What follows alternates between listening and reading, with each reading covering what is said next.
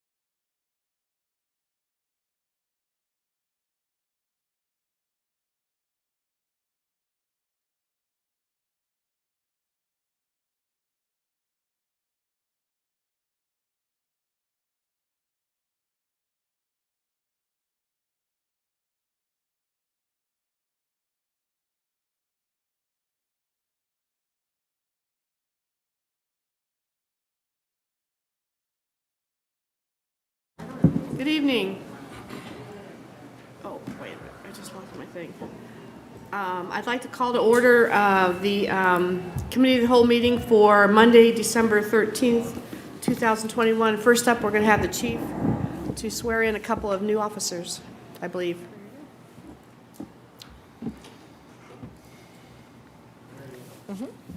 Tonight, we got another great opportunity. We're going to be swearing in another lateral hire officer from the city of Columbus, coming over with 10 years of experience, highly recommended, and his name is James Gillespie, or J.D. Gillespie. So I'm going to have him come up first, and then the second person we're swearing in is one of our dispatchers, Seth Meadows. He's been on with us for a little bit of time. He's about ready to complete his field training and be out on his own. And we did open up our new communications center last week. Everything's running nice and smoothly. We're going to cut over the fire department on Wednesday. So with a little bit of luck, we will be up totally operational in that center by Wednesday. So with that, Mayor? Excellent. Yes. I want to stand over here so they can have you stand this way, facing me. Okay, great. You got the shot over there, DC? Karen? All right. If you could raise your right hand and repeat after me, please.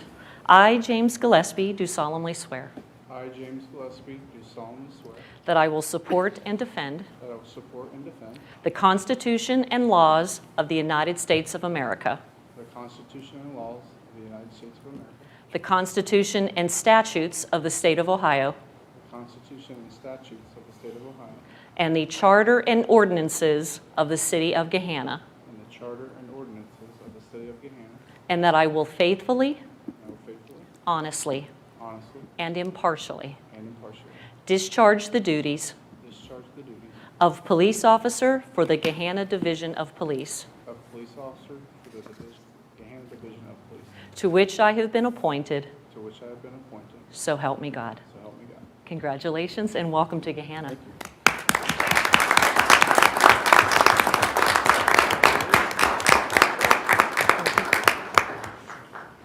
Do you want a picture? Yeah. Okay. You want to hold that open? Sure. Your family? Oh. Come on.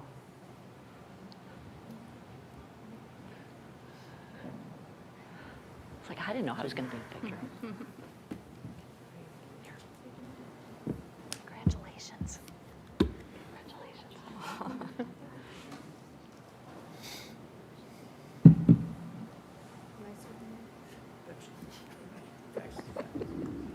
Gehenna. Thank you for your service. Seth, you want to come on up? You have it easy. You see how it works now. You ready? All right, please raise your right hand and repeat after me.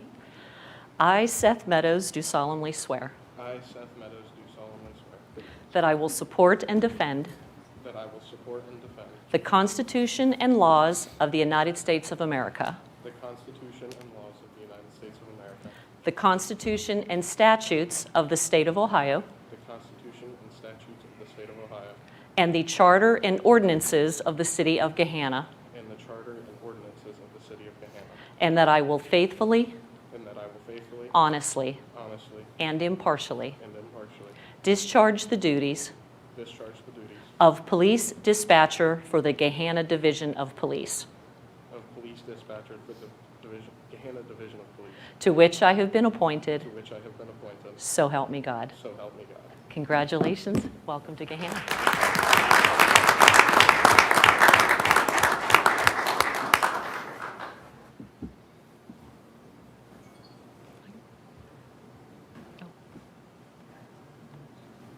Come on. There, you get it.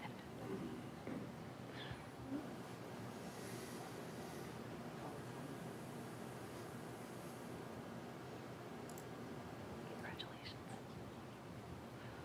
Thank you very much. You're welcome. Thank you.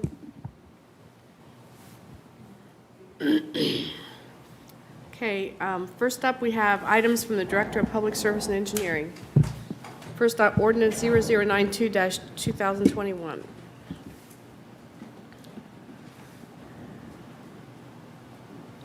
Good evening, Council.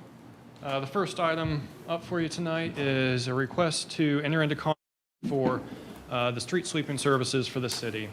So this contract includes two sweeps of the residential streets throughout the city in spring and in fall, once the leaves fall, as well as 4 sweeps of commercial streets. They tend to accumulate a little bit more debris throughout the year, as well as sweeping of the parking garage. That's a sweep every other month, plus there's a cyclone sweep, which is like a high-pressure hot water sweep to try and knock off that stuck-on debris and oil, as well as cleaning up some of the pedestrian routes.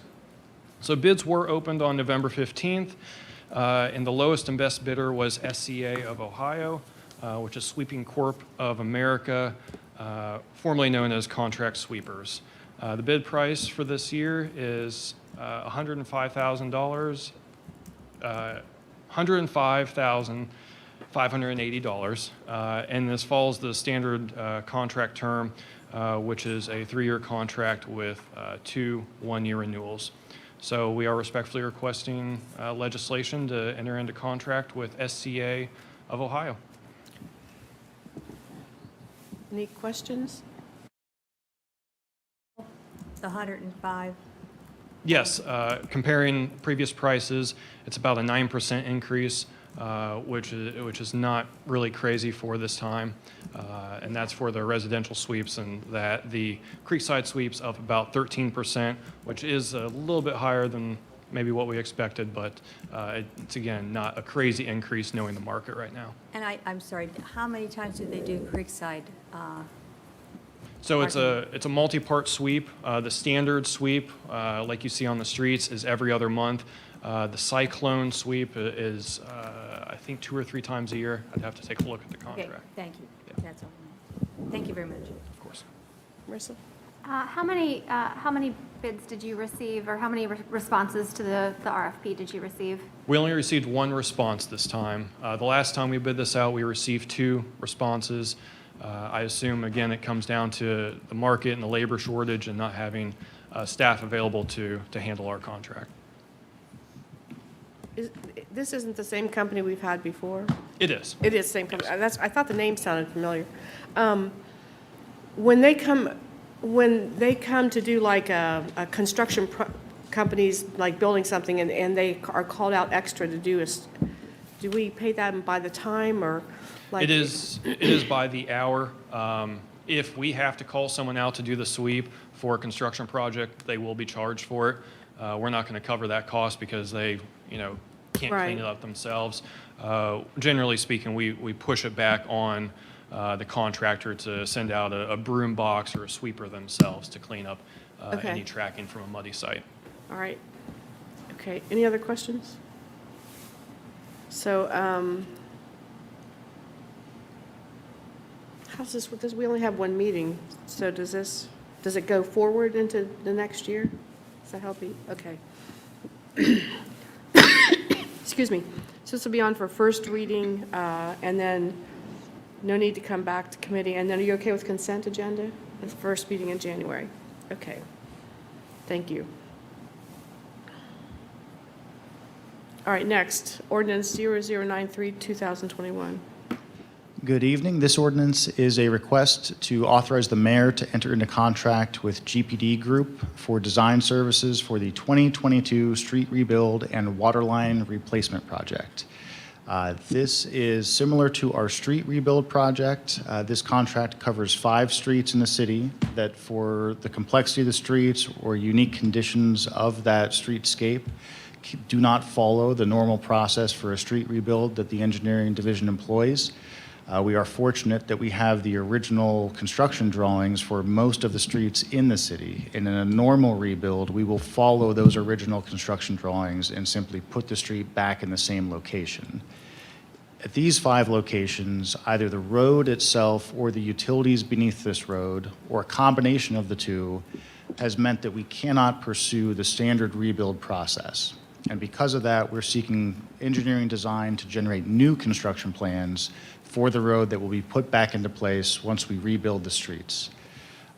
In addition to the road reconstruction, we'll be looking at the water lines in the area, upsizing and upgrading those as needed. We'll also be assessing the sewers that are buried under the pavement to make sure that they have enough service life to continue operating underneath the recently reconstructed street. In these locations where there is not sidewalk, we will be adding sidewalk to those roads as they are reconstructed. And we'll be intending to pursue this project in 2023's construction season, design through 2022. These projects have already been funded, some of them through capital needs assessments. And if you look at the breakdown of funding sources, it's a combination of both capital dollars and utility dollars for water and sewer that were previously appropriated for capital projects. The remainder is being made up with through the city's street rebuild fund. I'm here to answer any questions that you may have, but tonight's request is to seek authorization for the mayor to enter into contract with GPD Group. We did seek this proposal and proposals for this work in mid-September. We received 4 companies who responded with interest in the project, and of those 4, the qualifications committee reviewed GPD Groups and found them to be the most qualified based on their past experience in similar work and the team that they were appointing to this project. Any questions? Michael? So no issue with the ask, just more gathering information. I see part of the list of the scope of work here looks to be North Street between High and Shepherd. I believe on the south side of that street, there's quite a bit of gravel, like off-street parking or things of that nature. Is that what's the plan there? to So the address that? plan, that is one of the interesting streets, in that both the south side has some gravel off-street parking, the north side has some paved private parking that is within the right-of-way. So part of this proposal will be looking at different streetscape options for that section of north. Our goal is to add on-street parking where possible, and that may include widening the existing street pavement to do so. If you've walked down, you've also noticed there's not much in the way of consistent pedestrian access. And so attempting to get sidewalks from the recently constructed sidewalks on the far east side of the project all the way down to High is another goal here. Okay, perfect. The reason why I'm asking is I just got off of canvassing 60 days ago in that area, and a couple of the households on that street asked, is the city going to do anything about all this gravel? So just throwing it out there, to the extent that you can remedy that as part of this project, I'm sure that would be well received. Yes, within the right-of-way, it will be fully reconstructed. Perfect, thank you. I'm not positive, but I believe some of these streets are in areas where power line, electric line, et cetera, are above grade versus buried. Yes, I would believe that they are. And with the extensive scope of the project, including sewer, et cetera, there's, obviously this is a different project than normal.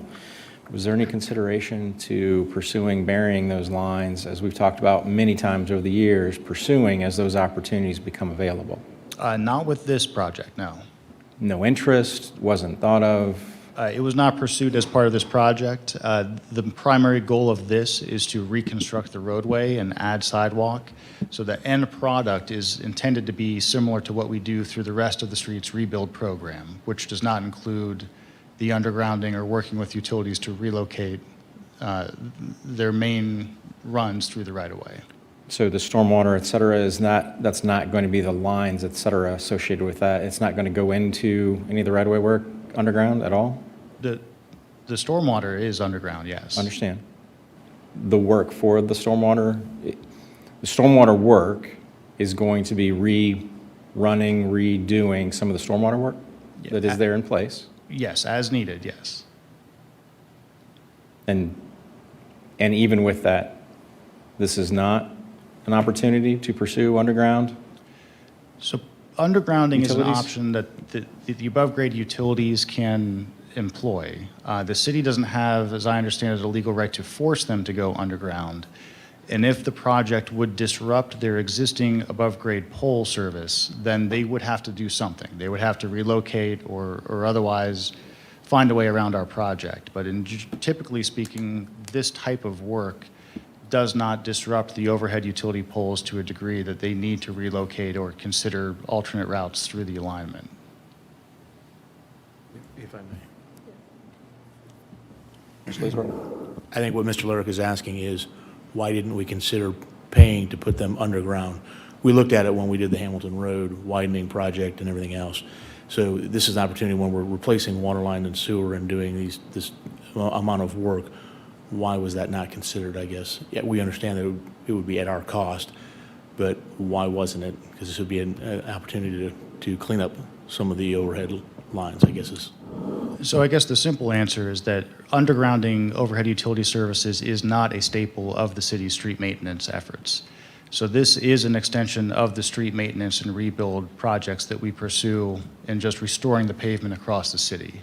And as we work through the neighborhoods, of which most in Gehenna have above-ground utility services, relocating those utilities underground is not part of our routine process. Again, with the amount of work underground that's happening, this is, as you pointed out, is an unusual. It's not just a mill and fill or just a fold-up replacement. It's of just the pavement. If there's water line going in and other utilities going in, there would have been an opportunity to put some underground. If I may, to step back a number of years, as significant work was being done, when funds were not available, there was an investigation and detailed discussion amongst council, amongst the administration, about the preference to have power lines, electric lines, utilities put underground as a long-term initiative to be done over time at the most equitable means possible. We now have an initiative that is rather significant that seems to be a very good fit for that, and it seems to have been missed.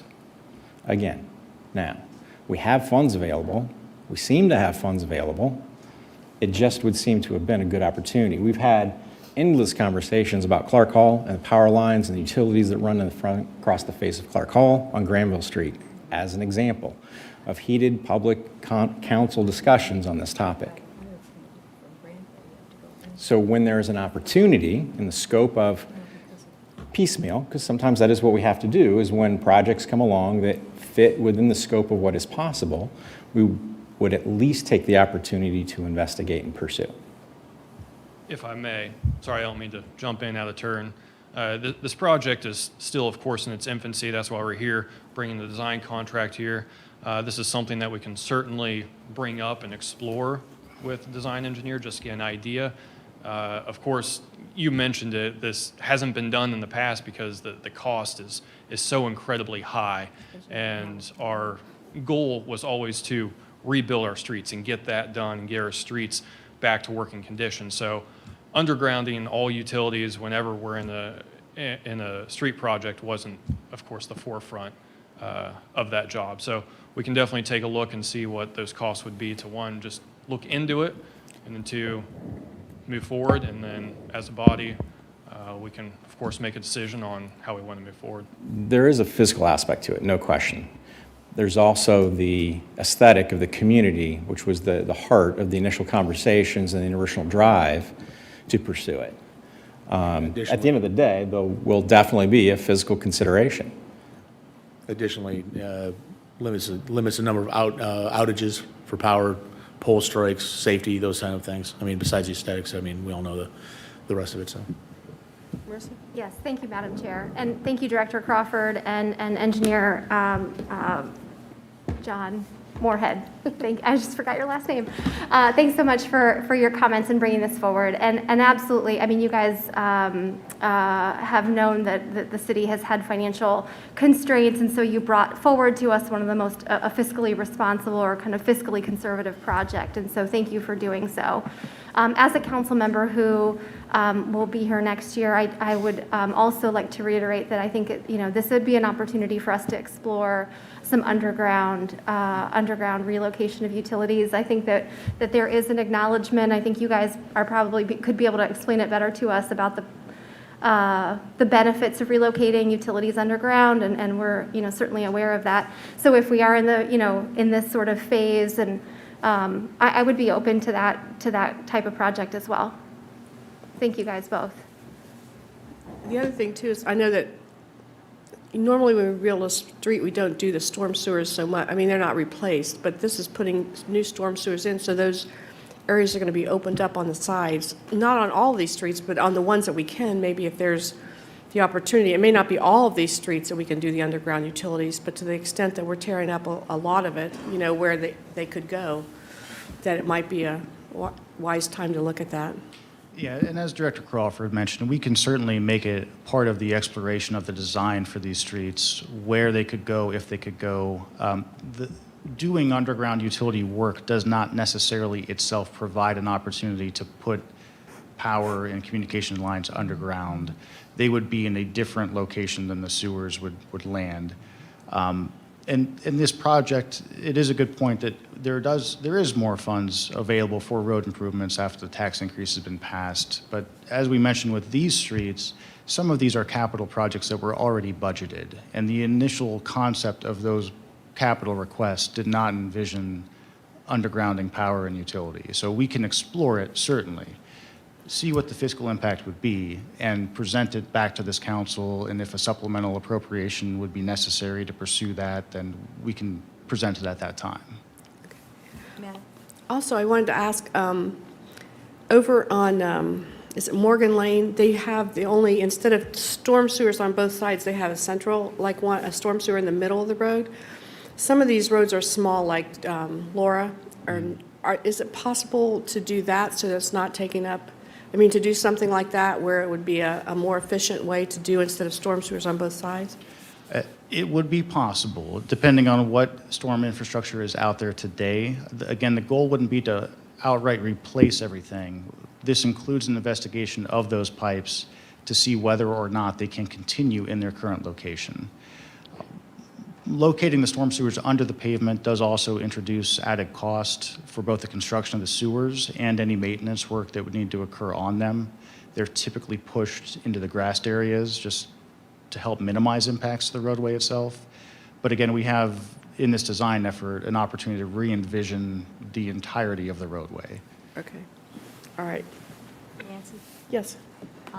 Just a question on, some of these roads are very close to Creekside, and obviously that's an area that's going to be very busy, and we want it to be successful in what it's doing. Would it be possible to potentially put some of those lines underneath? Because as much as we could get out from, that out of the Creekside district, I think would be probably a positive for that particular district, just to put another little bug in your ear. Yeah, the feasibility of putting the lines underground on any of the streets will be part of just exploring this project. But this is such a street that's used over and over and over again for so many things, and it's where people that think of Gehenna, they now think of Creekside. So, just a moment, just a question, Okay. potential. Any other questions? Just as moving forward, as this is on the table, this dialogue will or will not be a part of what's asked of these folks? The undergrounding of utilities? Yes. Yes, it will certainly be brought up and discussed with them, and we'll seek an exploration of its feasibility and cost for these alignments.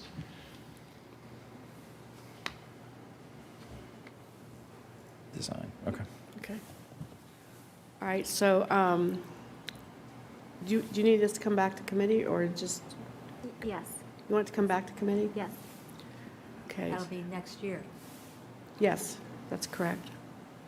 So that'll be, so this will be on for first reading, and then the first committee, it'll be on the first committee meeting in January, and then it'll be on for second reading after the meeting after that.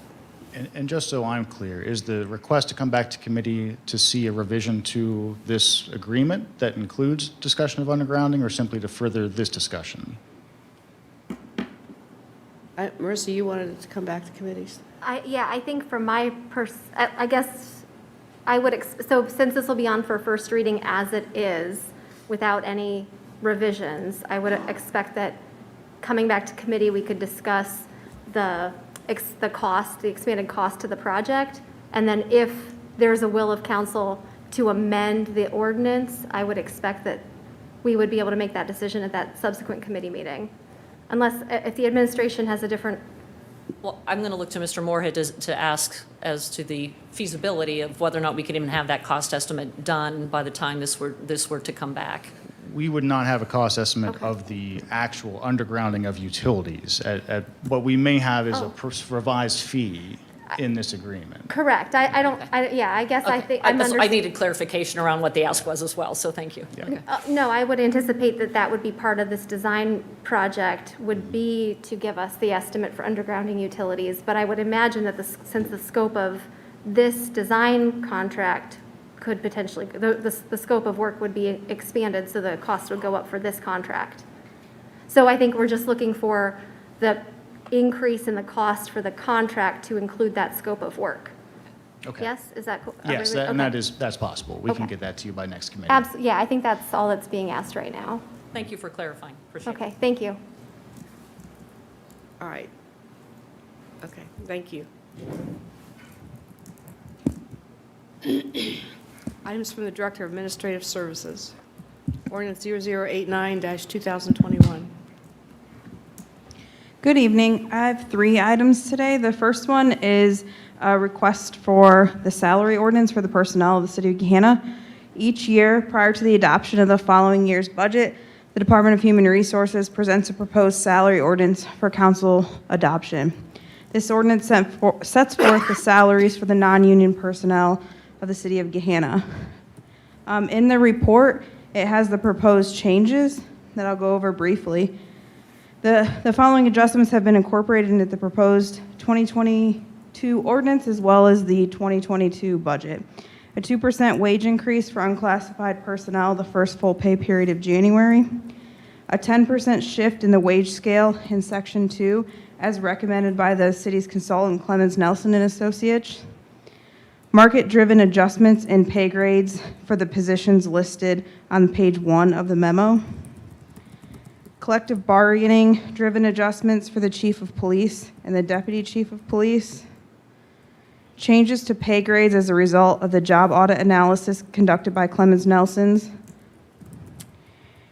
And then in Table 2, which lists all the different positions, it was the addition of the positions that are incorporated into the 2022 budget. In addition, the following edits were made under Article 1 definitions. The removal of intermittent employee and revise the work week to Monday through Sunday to coincide with our new payroll system. Updated pay rates in Table 1 for seasonal, variable hour, and temporary non-exempt classification. A reorganization of Table 2. It just realigns and alphabetizes the positions listed in Table 2. And then updated language in Article 6, the non-discrimination clause, that will coincide with the city's employee handbook when it's reissued next year. The Department of Human Resources respectfully requests council to issue legislation adopting the 2022 salary ordinance as proposed. In order for the salary adjustments to align with the 2022 budget in the new year, we're requesting that the ordinance be passed with emergency and waiver. Questions? What's the Monday through Sunday on the pay? So when Joanne and I's team implemented the new payroll system, we changed the work week to Monday through Sunday. So when do people get paid? On Friday. The pay Monday date, through Sunday, but they're getting paid on Friday. correct. So this Friday, employees will be paid for the dates of November. We pay a week behind, so we work for 2 weeks, and they process payroll, and it's paid on Friday. Does that make sense? Yeah. Yes, it does. Okay. Any other questions? So will this change make that a smaller window in terms of? No. It's an administrative purpose to define the work week for payroll processing purposes. It doesn't change anybody's hours of pay or pay dates or anything. So the pay dates will be the same. Correct. So when there's 3 Fridays in a month, okay, or 3 times that people would get paid. Yeah, sometimes there's three pay days in a month. And that really, for, some of us that only get paid once a month, it's the last time, it's usually the second one, or is it if there's 3, the third one?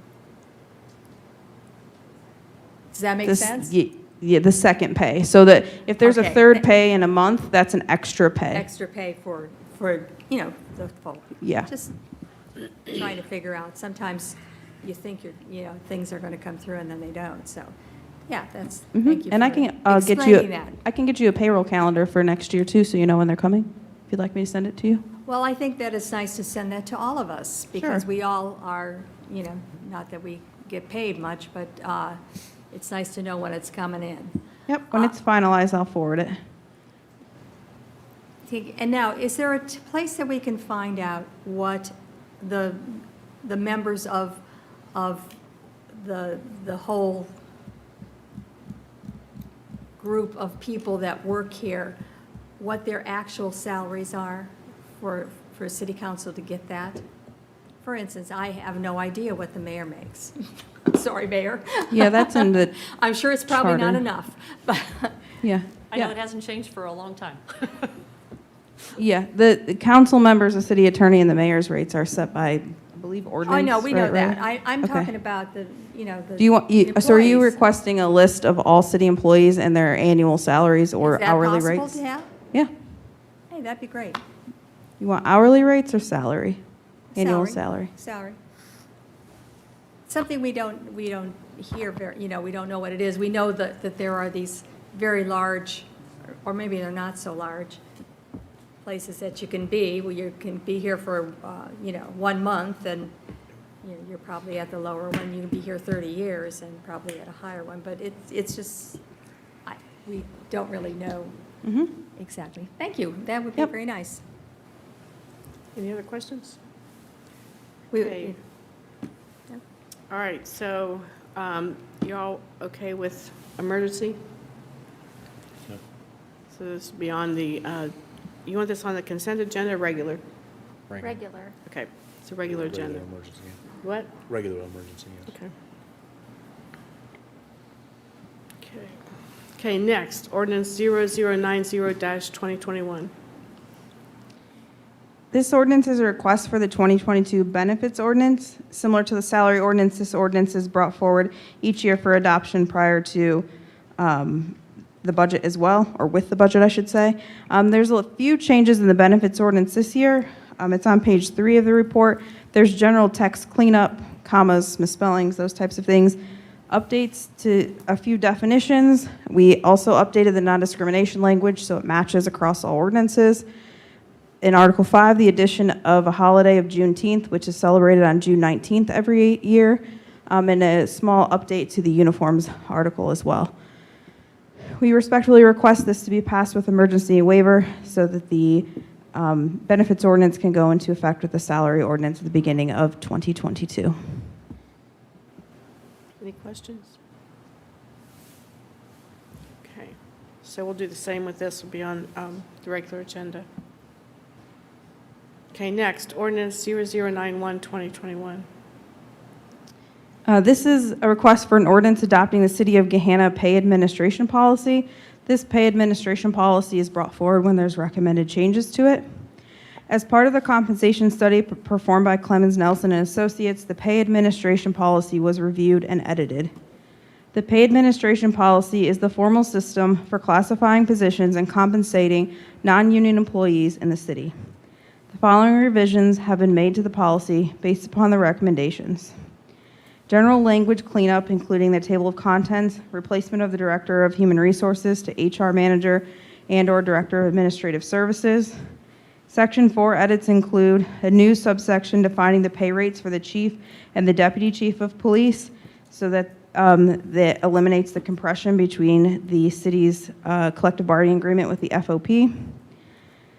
Clarification language on movement of pay wages to midpoint following 5 to 7 years of service.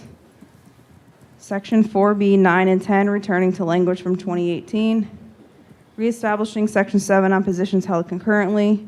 And in Section 11, clarification language on compliance with the U.S. Department of Labor regulations. The administration respectfully requests council to issue legislation to adopt the revised policy with an effective date of January 1, 2022. In order for the updated policy to align with the new year, we're respectfully requesting that this legislation be passed with emergency and waiver.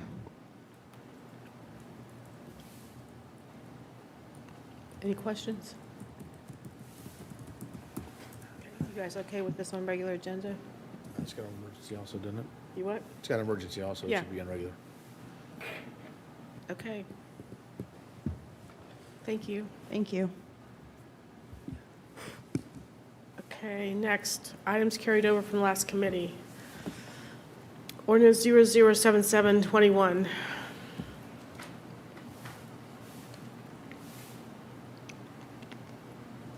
An ordinance to amend Chapter 135, Department of Public Service and Engineering of the Codified Ordinance of the City of Gehenna. Anybody? This, Is there any action to take on this? I had actually met with our city attorney concerning the issues that were brought up, and I do have what an original one was that I had brought up, and if anybody wants to see that. But I think there may be some possibility of just, if I don't want to take what you've been saying, Mr. City Attorney, but I think that indeed there may be just a way to make sure that we're, instead of getting things after it's done, finding out before it's decided to do. And so that was my major thing to do on this. And I think that indeed, if we can, work together to collaborate, that brings us all together. It makes us all part of the great city of Gehenna. And I think that there are just, the way I understand it, City Attorney, if we would just do the parts that we want to change there and take all the rest of this out of here, it would work, so that we would be able to get and find out if it's 3,000 or 10,000, whatever we want to make it, we could find out what is happening. Now, I hope I'm not saying something different than what you told me. We spent a little bit of time on this. Yes, we did. And I know that at one point you said that the way the first one was written was okay, correct? And then we had some changes. We wanted to maybe make it 10,000 rather than 3,000, which we can still talk about that. I do think it's important that we know what's going on. And that makes, that I think makes everybody transparent and everybody happy, because everybody will know what's going to go on. So I'd like to see it go on, but. Yes, what I said was the way you presented the first one was the perfect way to do it. You had Crystal help you put it together, then you presented it to me, then you and I were going to get together so we could try to do this. And we did. I was trying to read this again quickly, because you'd asked me today, because I haven't had a chance since we've met Friday. You were going to write me But- something, but I know Yeah. you didn't get to it. That's right. Haven't had a chance since Friday. And I'm looking at this, and I don't think that this is even where you want this. I think I might have a lot of changes in this once I'm looking at this. I think it needs to be removed from this section. It needs to be put in a separate section to address the issues that I was talking about before, because this is about the Department of Public Service and Engineering. And I don't believe what you're talking about is only about the Department of Public Service and Engineering. I think you're talking about everything in general, and I would then remove these. If I just had the opportunity to look at this with a fine-tooth comb like I normally do, I would have better suggestions. Now, is this the one that I had presented? Well, I'm looking at the one that's in front of us right now. Oh, that's It's similar to what you have presented. There's similar, but some not the differences. same. There's an added line here and under number 6 of 13505, and there's also, there's not a deletion in the very first section. And then as I started looking at this again, like I said, I do this with very meticulously when I look at these things. Section 13501, there's, I think, other than the change that you originally had in yours, Councilwoman, there's another change I believe I would make. But so that's as much as I could speak to at this time, because, it takes, you don't just throw these things together. I know. You really got to look at them and go back with the other sections in the rest of the ordinances and make sure that they all interact together. That's usually how I do this. So that's the best answer I could give you at this time. I think just quickly looking at this after you had talked to me prior to the meeting, I think there's more things I would change in this. Frankly, I'd even move them out of here. Move it but- into a different, Yeah. like in the budget? Well, I'd have to look at this, like, I've only looked at these sections that are right here in front of me. I can't really tell you. I got But I'm you. not exactly sure this says what you wanted to say, what people wanted to say. This just refers to the Department of Public Service and Engineering. Also, if I may, it doesn't include the federal procurement guidelines. I'm sorry? It does not include the federal procurement guidelines, so those will have to be added also. That's what I'm working on now. Gotcha, okay. All right. Well, I think the satisfaction of bringing this forward is the fact that we care, and we should care what's going on. And we're going to have 2 new people, And I want them to be feeling that they understand too, the fact that transparency is everything here. So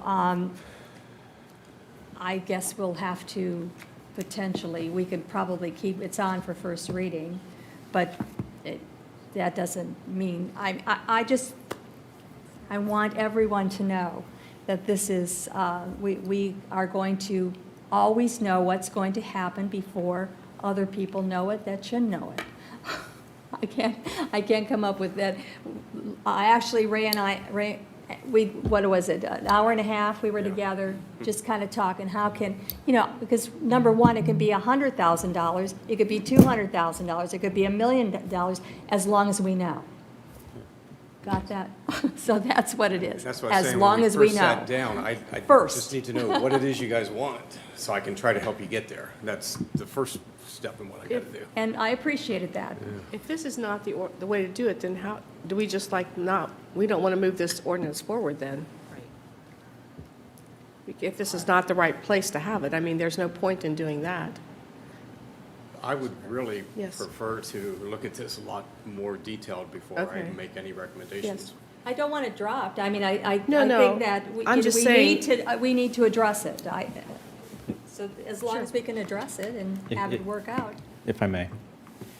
The very second item on the agenda this evening is titled Ordinance 0093-2021, an ordinance authorizing the mayor to enter into contract with GPD Group for professional services for the 2022 street rebuild and waterline replacement design project.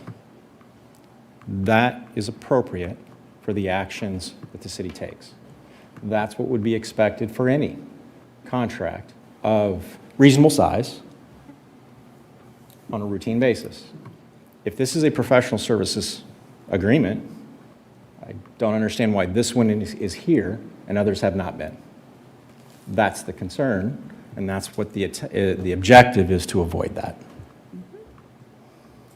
Yeah, that's the federal guidelines hit on sealed bids, and it also hits on professional services and RFP processes. So bringing those in, the plan is to spend all or procure all of our expenditures the same way we would the federal dollars, which hits on all of those thresholds. It has three.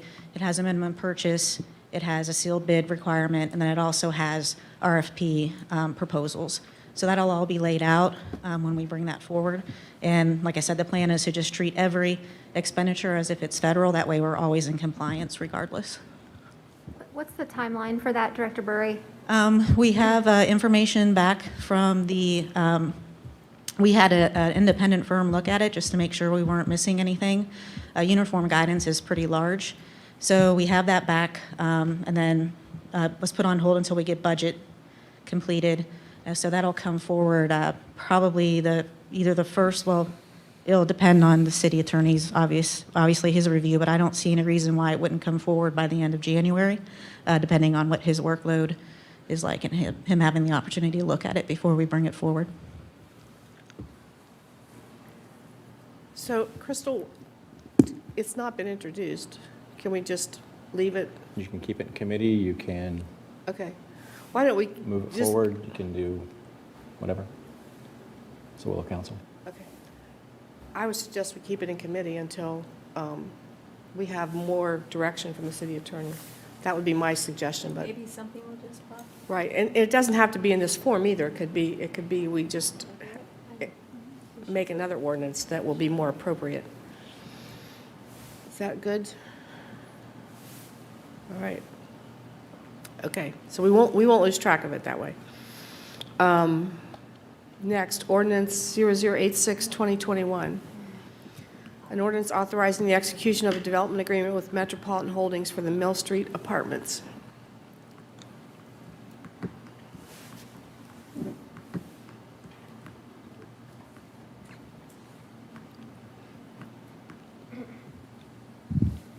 Good evening, everyone. I also have with me Andrew from Metropolitan Holdings. I wasn't sure if you had questions for me first or if you had questions for Metropolitan, so I thought I'd come up here first, answer any questions you may have, and then invite Andrew to come on up if he wanted to join the conversation. All right. Questions? Marissa, you had a question? I do. Do you have questions for, I have a couple for Nate, but I'm, Go ahead. okay. Mr. Strum, thank you for speaking with us about this project again. I think I have a couple items that maybe are more appropriately for the city administration versus with the development team. The first question I have is with regard, if we could clarify, in the contract, there's language that says, so let me start with this. There's, could you explain again the CRA agreement and the cost of the CRA to the city in terms of the compensation agreement with the schools, number one? And number two, could you go over the non-school TIF? Sure. So let's break out the first part being the CRA. So in your packets, when this was originally submitted, there should have been an ROI calculation. I don't have mine handy. I don't know if we can pull it up on the screen at all, but in that ROI calculation, it denotes the anticipated value of the CRA post build out of the project, which I believe was an $8 million plus valuation. And that assumes over the 15-year period that incremental change of the value. Under the existing compensation arrangement with the schools, the city is required to give a 50% consideration on the improved values, which would be a $4 million plus dollar amount, plus 50% of the net new wages tied to the project. Oh, thank you. So if you have the ROI calculation in front of you, I'm going to cheat here for a second. What we typically do is do reds and greens to kind of keep the values easily identifiable on these documents. So the total value of the abatement was $8.573 million, give or take a few $100. Under the agreement with the schools, we are required to give 50% consideration of that, plus 50% of the net new payroll. So we anticipate that payroll being about $461,000 to the city, which about 50% of that would go towards the school. So that's where you see the school compensation arrangement of being $4.436731 further down the document itself. The post-abatement TIF value, so this is the other side that Councilwoman Bowers brought up. This site is located in a TIF, and although historically when we provide TIF dollars, we have a TIF agreement with the developer, they do this, that, and the other thing, they want some recoup value of that. This is what's called a rolling TIF area. So the TIFs never really roll off, we just capture the new increment value post-project valuations. In this instance, what the city could do, and in my opinion the city should do, and how I calculated it here, was following year 15 of the abatement, in which this now you have no abated value, dollars are rolling back into the county auditor's office. About 69% of those dollars are attributed to the school district. And so those dollars would directly flow to the schools as if nothing else was in place. The city can file what's called a DTE-24 form with the county auditor's office, and that DTE-24 form redirects the non-school related derived property values into the capital fund for the city as part of a TIF redirection that the city is entitled to do. We do this in other projects throughout the city areas without having necessarily a TIF agreement, as which we've done previously operationally. And so that's where that 3.343650 number comes in, lower in the statistic there. So those are the two differentials I think that you're looking for, Councilwoman Bowers. Okay, so simply, what I understand is that the net value to the city is the blue ROI number, right? Return on investment number? Yes. And that's And that includes, yes, ma'am. $13.5 million. And that includes the total investment to the city. And note, we always have this conversation with council members. I can rerun these numbers if it's helpful to you. I include the full building value as it being a value net add to the city. We could do an assessed value of the building add or some other appropriate valuation that would drop that number down. But yes, that would be the net into the cities, the 13.5, when you subtract out and kind of calculate the post-abatement value, the building value, the payroll, minus the loss of North Street, minus the loss of the school compensation. That's the number you receive. I'm sorry, the 13.5 includes the full fair market value of the building? Yes, ma'am. And that would be? So that's the green values minus the red values equals the blue value. I'm trying to help from a color coding standpoint if you're looking at the original document. Okay. But I know I've had conversations with members of council before that they don't necessarily equate full building value or fair market value to these things. They equate it in different metrics. So there's a way to rerun this if you'd like me to adjust some of those values or depreciate things faster or what have you. Yeah, I think I have some discomfort with the way that's calculated because the city doesn't own that asset. Correct. And so I think what I'd like to see, and I know we've talked about this before, so there's $1 million in work from home resident wages is projected as, so the income tax would be $25,000, $300,000 over the life of the abatement period. Yes, ma'am. My discomfort comes from, so practically speaking, could you tell us about how that school compensation, how does it get paid? I'll actually defer to Yeah. finance if you don't mind.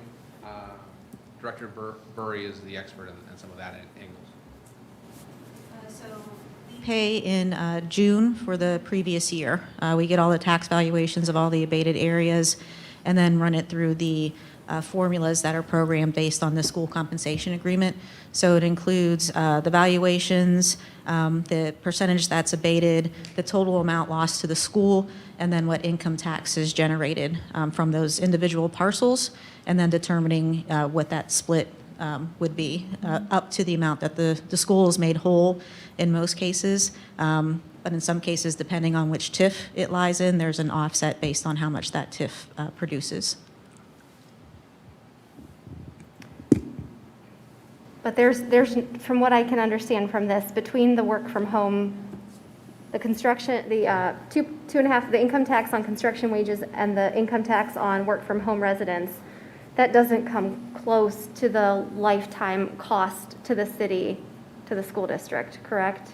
Correct. They'll be coming out of I believe some of the delta comes out of the capital program or from the, I think the question ends up being if the wages outrank are substantially lower than the abated value, where does that delta come from? If it's not the case.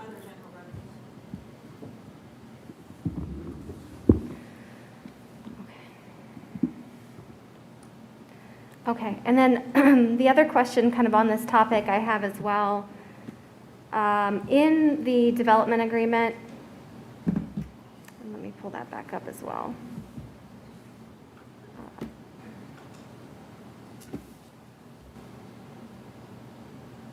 There's a section regarding the city's obligations with regard to ensuring the eligibility of the CRA. You mentioned the section on that. Yeah, hang on just a second for me.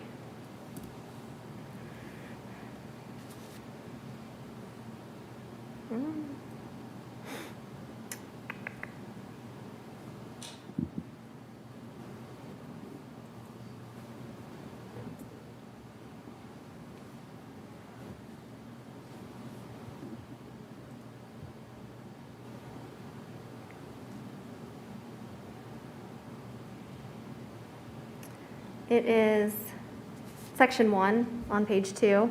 Thank you. Yes, ma'am. Okay, it says, over any exemptions that apply to the property based on its location in the Old and West Gehenna TIF district. Says in line, okay, the last sentence of that section. Yes, ma'am. I'm looking at that. The related tax abatement will take priority over any exemptions that apply to the property based on its location in the Old and West Gehenna TIF district? Yes. So CRA usurps any TIF considerations for the first 15 years of its life. Okay. All right. So that's where that capture rate of 3.3 comes in on the backside of that. Once that abatement rolls off, then it would be eligible for TIF inclusion, which City Attorney Brolarski and I sat down and kind of reviewed that language tied to the original CRA language. I know there's another question from another council member about eligibility of TIF, And because there's been no improvement to those sites since the duration of the TIF's inception, it's eligible for TIF inclusion post-abatement period. If that makes sense. Yes, thank you. And then the next question is from a constituent. I think I forwarded this email to you, but the question's regarding Wilson Alley. Are you able to speak to that tonight about the width of Let me pull up that email off my phone. Wilson Alley?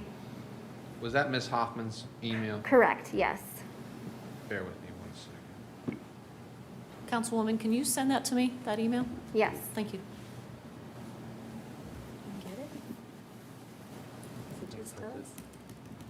Oh, I just got it from Mr. Renner as well. Thank you, Mr. Renner. Ah, thank you, Councilman. So did I. Thank you, Councilman. You're talking about the two cars that pass by side between Carpenter and Loja.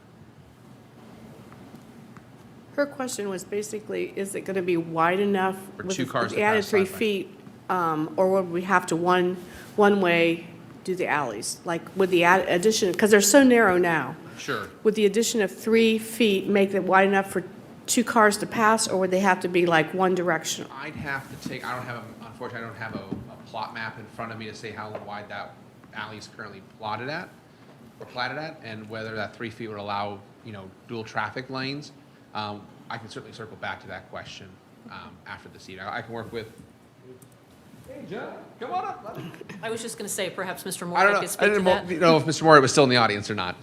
I'm still here, unfortunately. For all of you, we're going to talk about two ways, one ways, and right away now. So, as you met, all of the alleys in the old Gehenna area are narrower than would be comfortable for most drivers going down them, and they were platted in the 1800s, Yeah. largely to serve Wagons. horses and wagons and pedestrians, and so in modern usage with cars, they really aren't as wide as they would need to be. Gehenna's code has a minimum right-of-way designation for an alley, and I believe it's 20 feet wide. The existing alleys in that street network are 16 feet wide. So the developers worked with the city to dedicate right-of-way on their side to increase us closer to that 20 feet and possibly get us over that threshold. A minimum two-way traffic of a road, you're typically looking for 10-foot lanes in both ways. So at 20 feet, we would have enough room for traffic to go down those alleys in two-way operation. They're really not intended to be the primary source of traffic, though. All of the alleys there, they are secondary access. They're not intended to be heavily trafficked. And so two-way traffic is uncommon, but it is happening.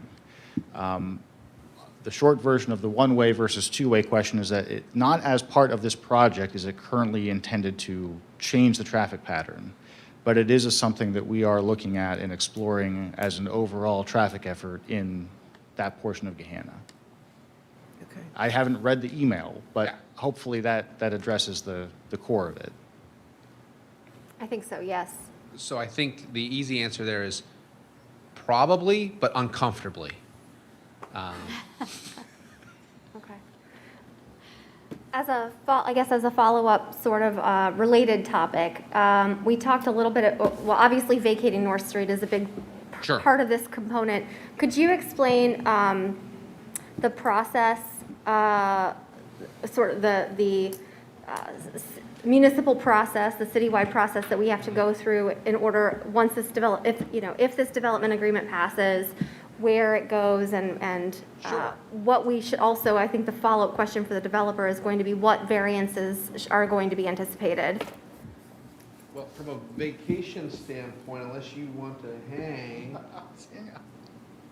I would say I've had conversations with Director Blackford, who unfortunately couldn't be here this evening. And I believe that portion of that goes through the Planning Commission before coming to City Council for formal adoption. I think it's the easy answer, but I'm going to defer to our wonderful city engineer with a much better beard than I'll ever grow.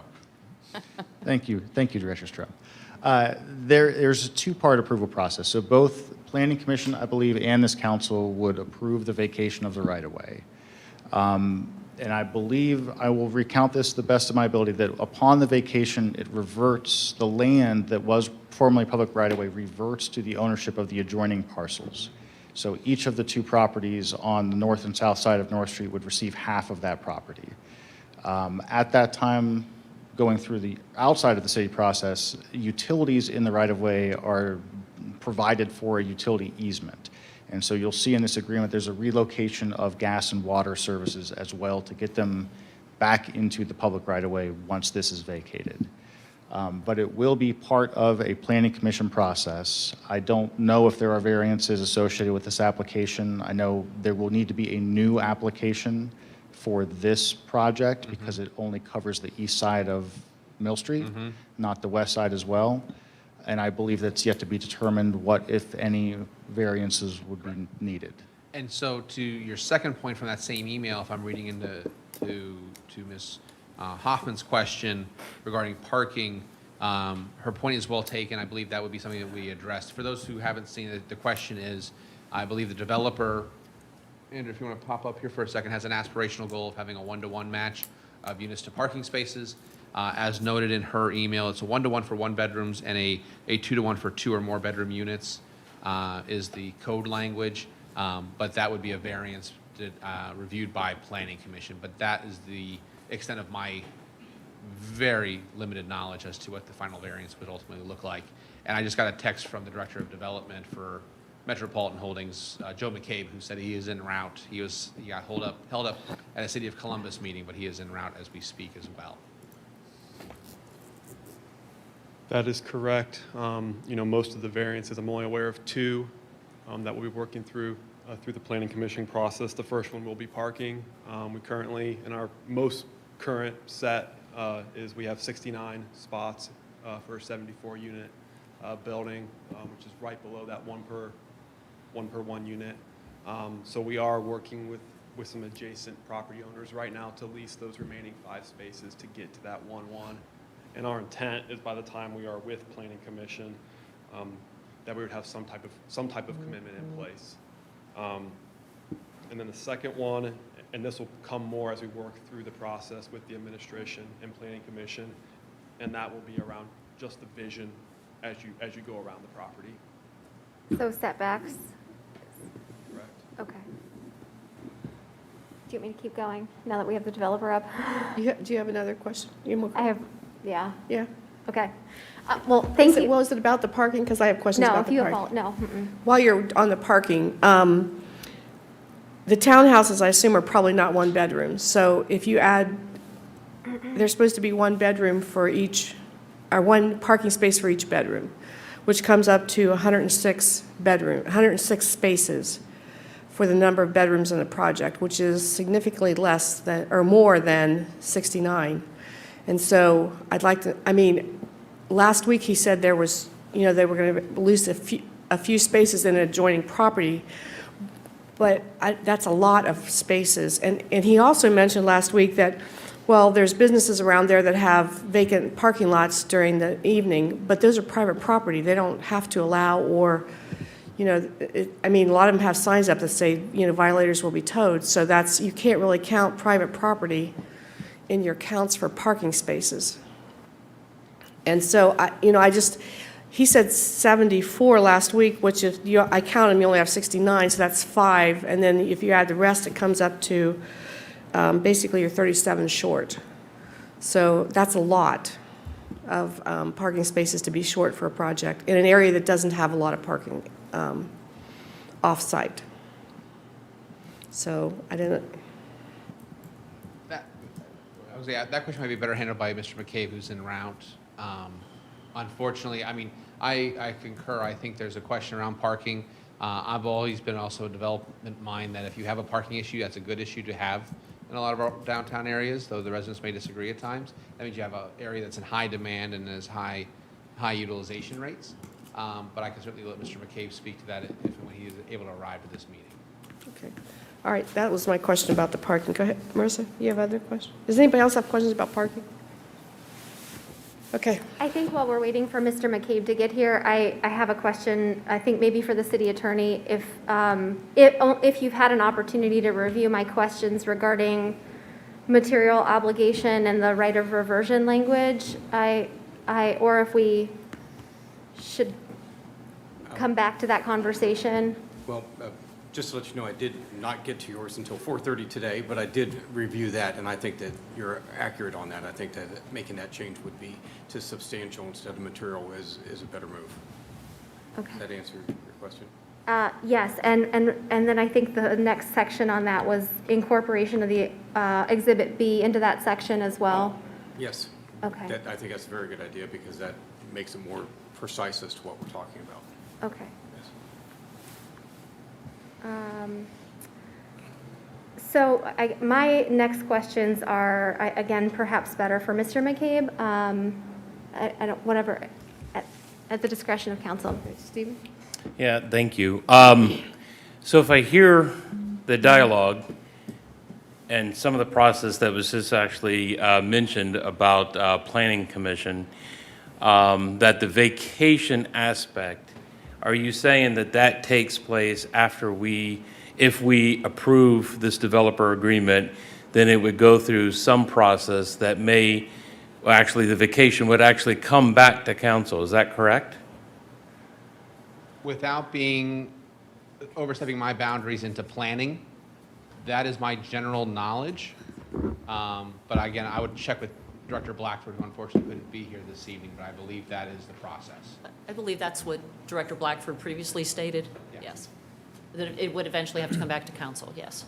I believe it's a disposition of public land, and that would fall to us. We'd have to approve that, or you would have to approve that. Yes. Right, so we would have to convene a meeting, a hearing of Yes. some sort? Yes. Yeah. You Okay, could have a public meeting around the vacation, as would this body. Yep. right.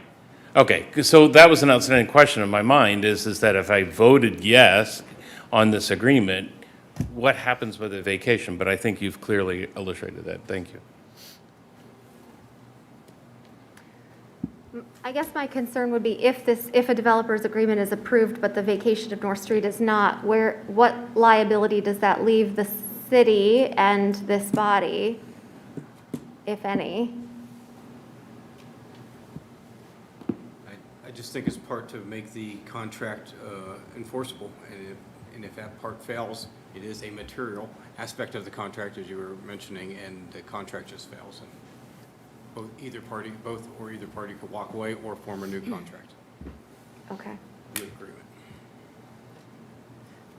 Correct me if I'm wrong, the development agreement that's before us right now is really the financial aspects of this, is what will the city contribute, what will the developer contribute? They need this is the chicken and the egg argument, they need some assurance because it's going to cost a significant investment in order to do the plans to submit to planning commission, then where planning commission will address the issues of setback and traffic and impact and all of those things, some of the issues that have come up today. That would include, I think, the initial vacation, which would then go to council. I don't know, the vacation issue is a little muddy to me because it's a disposition of property, as Councilman Leesburg said. So I don't know if that goes straight to council or if that goes to planning commission to council, but eventually ends up in council regardless. Correct. And I would say from the conversation I've had with Mr. Blackford, I believe there's a recommendation from Planning Commission to the body for final disposition and action. Again, to the mayor's point, it's very well taken. When we brought this forward to the committee previously, the real challenge here has been that there's so much hair, so much age on this project, and there's been so many different iterations of this project, that there's a lot of hesitancy on the developer's part to finalize a formal submission to Planning Commission without having a general understanding of economic viability by this board and by this council. And so understanding the appetite for the project by the council allows them to have some level of assurance that they are willing to invest another 5 to 6 figure sum in a project from a soft cost standpoint to move it to a point where they could have it reviewed and deemed physically viable by a planning commission and ultimately by this body again through the vacation process. That's really what's been driving this dialogue and this action this evening.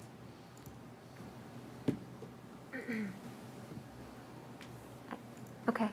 If anyone else has any other questions, feel free to chime in. I've got a few more items. Okay. Again, let me reiterate just how much I appreciate how much work has gone into reworking this project, and I appreciate the presentation from last time.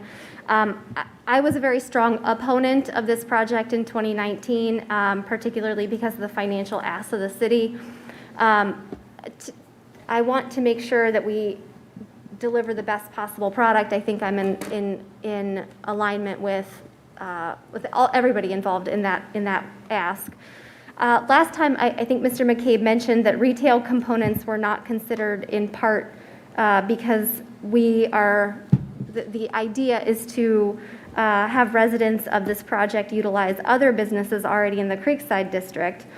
I appreciate and agree that it would be appropriate to take into consideration these existing businesses, but I do want to explore that a little bit more.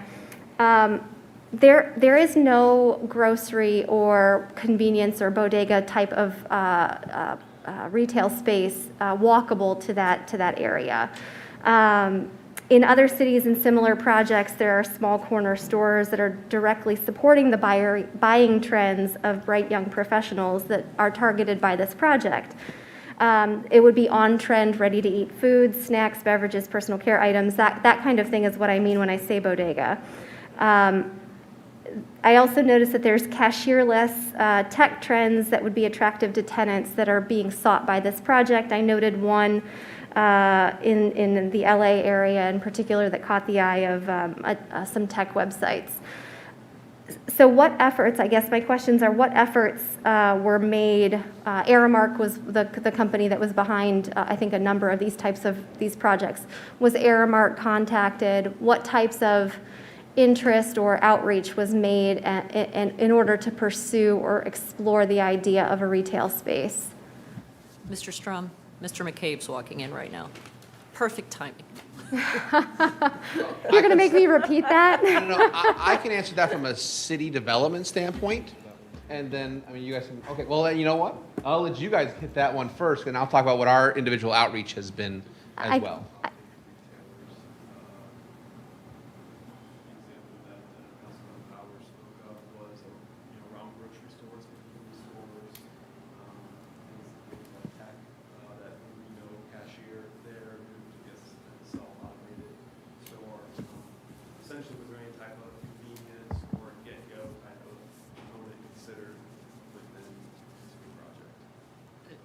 Right now, there has not been.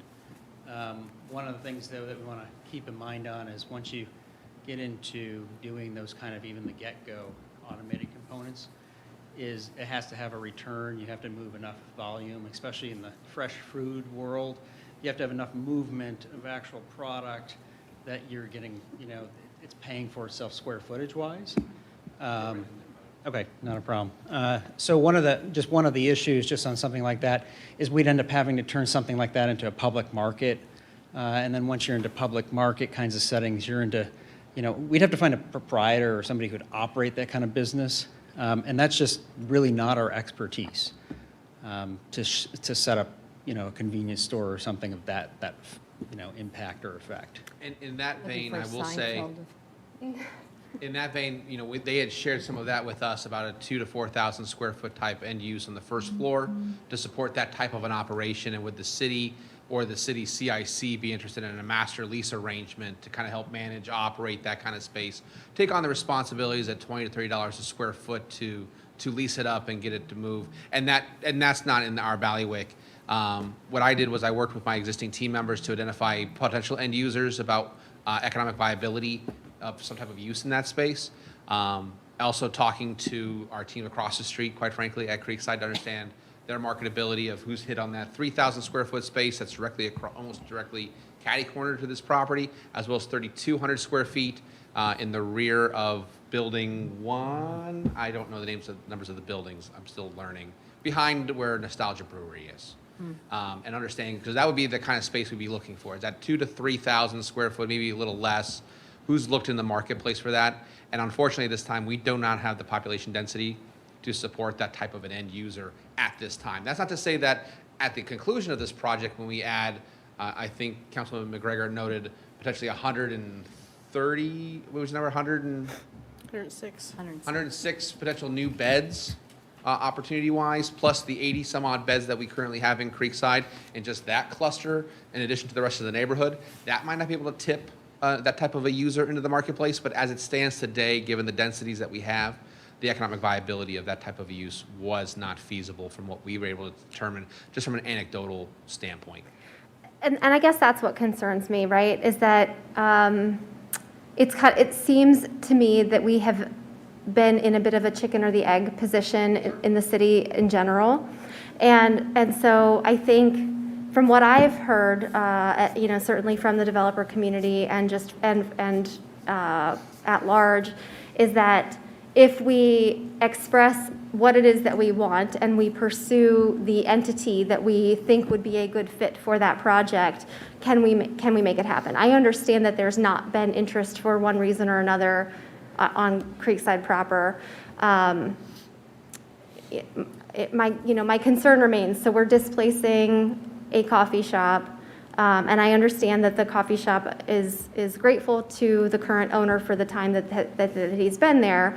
But that will leave one coffee shop in that area when that area has been supporting two.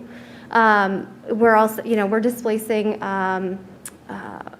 some other kind of civic components as well from that area. And so, I think my question is, and I understand and I appreciate the honesty, frankly, that that's not your wheelhouse.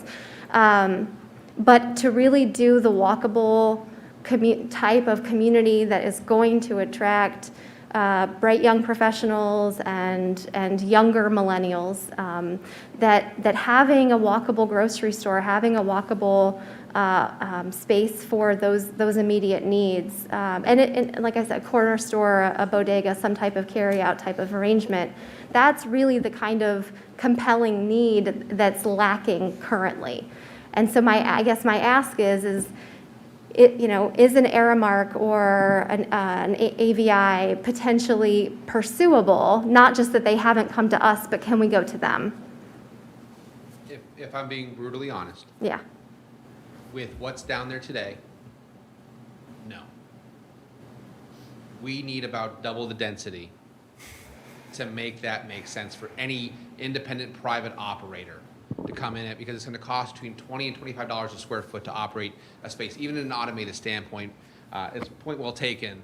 Fresh food drives that equation. People aren't going to come into a bodega or some other corner grocer and all they can get is some bags of pre-packaged nuts, chips, and soft drinks. So if you want to make that economic impact of what you're talking about, Councilwoman, you really need to have a density level that supports that type of economic viability. I think we can get there. I'm not saying we can't. I think we need to do some legwork first in getting the population densities in place that we can then go to the Aramarks of the world or those other independent providers and say, look what we've done. We have this momentum. We've got these number of dedicated single-family homes in a 2-block area, 3-block area. We've got these number of multifamilies, and here's our targeted demographic in these spaces. Here's our spending capacity, and here's what we can do redevelop in these other spaces in the neighborhood. Tell me which corner you want to make it make sense to you at this point, but we're not there today. If I could, Councilwoman, I totally appreciate your concerns. That's where I was for more than a year, and certainly Andrew can speak to that, because for more than a year I argued on this project for mixed-use component to this project when it was 2 buildings on either side of the road. We went back and forth and back and forth. I very strongly felt that there needed to be a mixed-use component. When this project was revised in July, starting probably June, July, when we started having discussions, when I met Mr. McCabe and Mr. Strum, and I started to have discussions with him, and the project was revised to only have 1 building on the east side of the street. And we started to work through the numbers of what the construction costs are, et cetera. And as I started to have conversations with potential restaurateurs and potential retailers about coming to Creekside, talking to everybody from larger franchises to smaller mom and pop stores, the recurring thing that we continue to hear is you just don't have the foot traffic yet. Add some people, and once you get the foot traffic, then we'll have a conversation. So, you're right, it is a chicken and the egg, and we've gone through that over and over again. But unfortunately, where we ultimately keep coming out is we need to add people to that area in order to attract the type of retail and restaurants that we want to drive the type of market that will support that district. And I appreciate all that. I think for me, right, so this is this is a significant financial cost to the city. This project is. And so if we can use that opportunity to kind of create the egg, that's, I guess, why I'm bringing that up. My hope is that this project could very well catalyze other activities in the neighborhood. I understand that. And until we have, I think, that those parameters around CRAs that other communities have with regard to residential projects, this is where it seems that there needs to be some added benefit, significant added benefit, $4.4 million added benefit. Let's watch Seinfeld. It's perfect. They had- Bodegas there. Years ago, when my husband was first elected, '83, the big thing was we needed a movie theater. We want a movie theater, we want a movie theater. We did. Talked to many operators, and they said, you don't have enough houses. You don't have enough rooftops. When you get enough rooftops, we'll build a movie theater. And it was probably 10 years later or more, they had enough rooftops and they built Stone Ridge. But it's the same thing. They just didn't have the mass to support the business at that time. We had a Disney one before that, before you were. Well, it was a small one, though. Yeah, it was. But good. that's the reality of it, Councilman. Right. We start looking at independent grocers. I mean, the margins, and candidly, I mean, in past lives, I've worked with the Krogers and the Giant Eagle. Giant Eagle was a client of mine in Pittsburgh for a number of years in a former role. Knowing what the margins are in even larger scale grocers versus the IGA supported grocer, independent grocer, or the like, the margins are so narrow. And those places go belly up more often than they succeed in a lot of these smaller niches. So they always are hypersensitive to those overall population densities to make sure that the project tips not only at their threshold, but ideally well above what their typical threshold is going to look like, especially at the convenience level. And Mr. McCabe, I know that you had wanted to comment as well, and I appreciate the opportunity for interactive dialogue and for you being here. You missed that Yeah, no, earlier. and that's one of the things that I did want to bring up is we're kind of in a hyper-accelerated world of change going on with home service delivery. And what we're seeing in record number at our apartment developments is we've had to significantly, there's no more such thing as just a basic mail room anymore. You have to have ability to store cold goods and refrigerated goods and fresh goods because it is at a record consumption level for Amazon and click-list type deliveries right to people's doorstep. And that is forever going to, I think, really seriously change the way retailing's done and groceries are done. I know my wife is, I pay the bill, so I see the grocery click list that comes through here quite often, but it's a convenience factor. We're starting to live, that's just going to become sort of a little bit more normal pace of life, I think. So we have to, as apartment developers, what we're seeing out there is to adapt to the trend, and we're already seeing, we're accommodating much larger delivery methods and delivery systems, especially for a lot of the grocery type of orders out there. But then additionally, to kind of complement the chicken and egg, argument, Mayor, as you bring up, when we started looking at this project and what made sense for us, I admittedly said, while it doesn't make sense for us to build residential on the west side of the street, it really makes probably economic and much more feasible, viable sense to identify the right fit for a commercial tenant or tenants for the west side of Mill Street where we are no longer proposing to build. And that becomes a very, very, very good build-to-suit location where it can be built not as a quasi, let's build it, maybe they'll come, but actually be able to approach somebody, identify their needs, and actually build a real building that addresses somebody that can sustainably stay on Mill Street long-term into the future, because we'll benefit from it just as much as you will benefit to have a really good all-commercial structure sitting across from us. And I want to just dovetail on Mr. McCabe's comment. Until he brought up HelloFresh and that concept, I should have brought this up earlier. My in-laws, who I adore, as anyone would love their in-laws, are anything but bright young professionals. They're old curmudgeon-y folks up in Cleveland, and they have a subscription to HelloFresh. They get better groceries on a weekly basis than I do, and they have an apartment building in downtown Cleveland that has a full refrigerated section. And so that's, to Mr. Case, that's happening, that's in live, that's happening today to support some of those population numbers. Did they watch these meetings, Nate? Brian, do you have a question? I hope not. I really, anyone who is texting my wife right now or my in-laws about me calling them old curmudgeon-y folks, thanks, happy holidays. Not so much a question, but just in my time in the city, the economic factor of how these things work is very clear. On the west side, it's on Stigler and Agler, across from Royal Plaza, was a Big Bear, long before Giant Eagle was across the way. After Big Bear had their own financial problems separate from the city, an enterprising group of folks put together My Bear and opened My Bear, and it lasted just a few years before it was no longer viable, and there was no other facility anywhere near where My Bear was at that time. In addition, another example, more specifically to what you're referring to, is on Hamilton Road, was Mike's Market. It was in the little shopping center of like 2 or 3 buildings just south of Gatsby's. Had been there for many years, and my wife and I had gone there on Christmas because it's kind of a cool thing to do. But clearly, even on Hamilton Road, with all of the massive business and activity that goes along Hamilton Road, there wasn't enough to make that enterprise viable, and that's been gone now for more time than I can recall. Without question, the challenge of the Creekside area is enough free economic dollars available to spend in the area at all. That has long since been the challenge. Creekside was a step. It was intended to be a catalyst. It's now, I've lost track of time, 14 years later practically. It started in 2004, it opened in 2007, and I think the ribbon cutting was in 2008, if I recall correctly.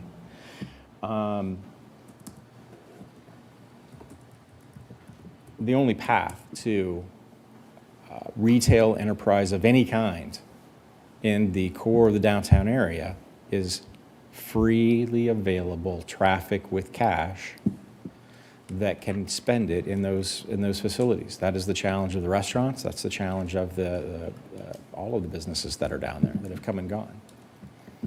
If I may, Councilman, I want to note that to me is a very important factor, but it's such an important factor that it's really hard to quantify it. So to your point, if you go back to the ROI analysis, I don't even quantify that value because that can be so shaded one way or the other. Now, there is EMSI or ESRI data that I included as part of the submittal about what the spending capital is of the targeted demographics, but I did not include that in the city's ROI, but you can take a look at what that spending capital looks like in their targeted marketplaces. The ripple effect of bringing that level of population into the marketplace could be quite significant to impact the type of uses you're talking about, Councilwoman, as well as in other future engagements to make higher and better uses of spaces in the existing neighborhood, whether that is through redevelopment, revitalization, or just higher uses over in the actual Creekside development spaces. So it no longer makes economical sense for the ownership there to have a Realty office or two or an Ameriprise office on the first floor. They want to move them upstairs because there's such a high demand for that retail vibrancy type user on that first floor now. Go ahead. I just maintain concerns, especially, I mean, I understand, right? I understand that people do click list, and I understand that we shop online and have delivery drivers through our neighborhood 17 times a day. And I guess that concerns me, though, is are they going to shop at, it's a double-edged sword, right? So the idea that they're going to be spending their dollars in Gehenna when I know that they're going to be ordering HelloFresh, also, I mean, it just worries me that we projecting these trends. But if we don't have it, it'll not get, the money won't be spent there. Correct. And I was going to say, and I guarantee you, if I can be so bold to say, if the proprietary group behind Barrel and Boar, or local cantina, or Cold Stone Creamery, or the brewery, Nostalgia Brewery, were in this room, they would tell you that if they could have one person from that unit at their establishment a night, Yeah. a week, that would move their economic needle substantially than is doing so even today.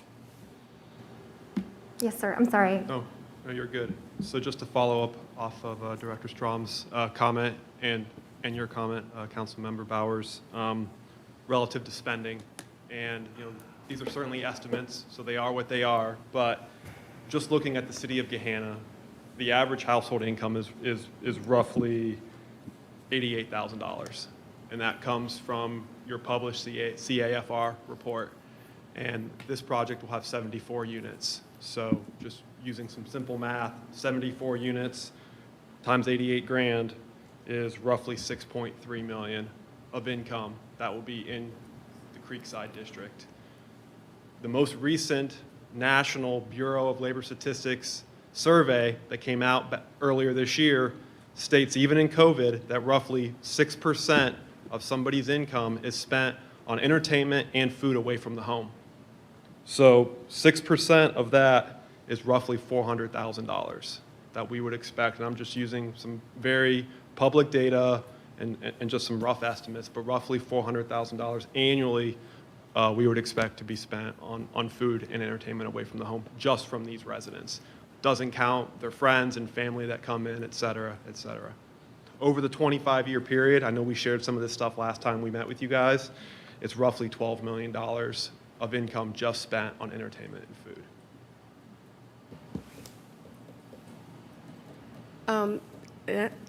My question was, before you got here, was about the parking. And last week you said 74, but you have some two-bedroom units and some, I assume the townhouses have two bedrooms too, which comes up to 106 spaces, which means you're about 37 short of the 69 that you have on site. So when we talked last time, you said you had maybe 5 or so, but it's really 37. So Right. So right now, what we're looking at doing is at least a minimum of a 1-to-1. We have discussed other opportunities or options if we found an operational need. But right now, also kind of concurrent with what we're seeing in housing trends, and in the world of apartments, it's no different than being a restaurant or a retailer. You have to stay relevant. You have to stay current with trends.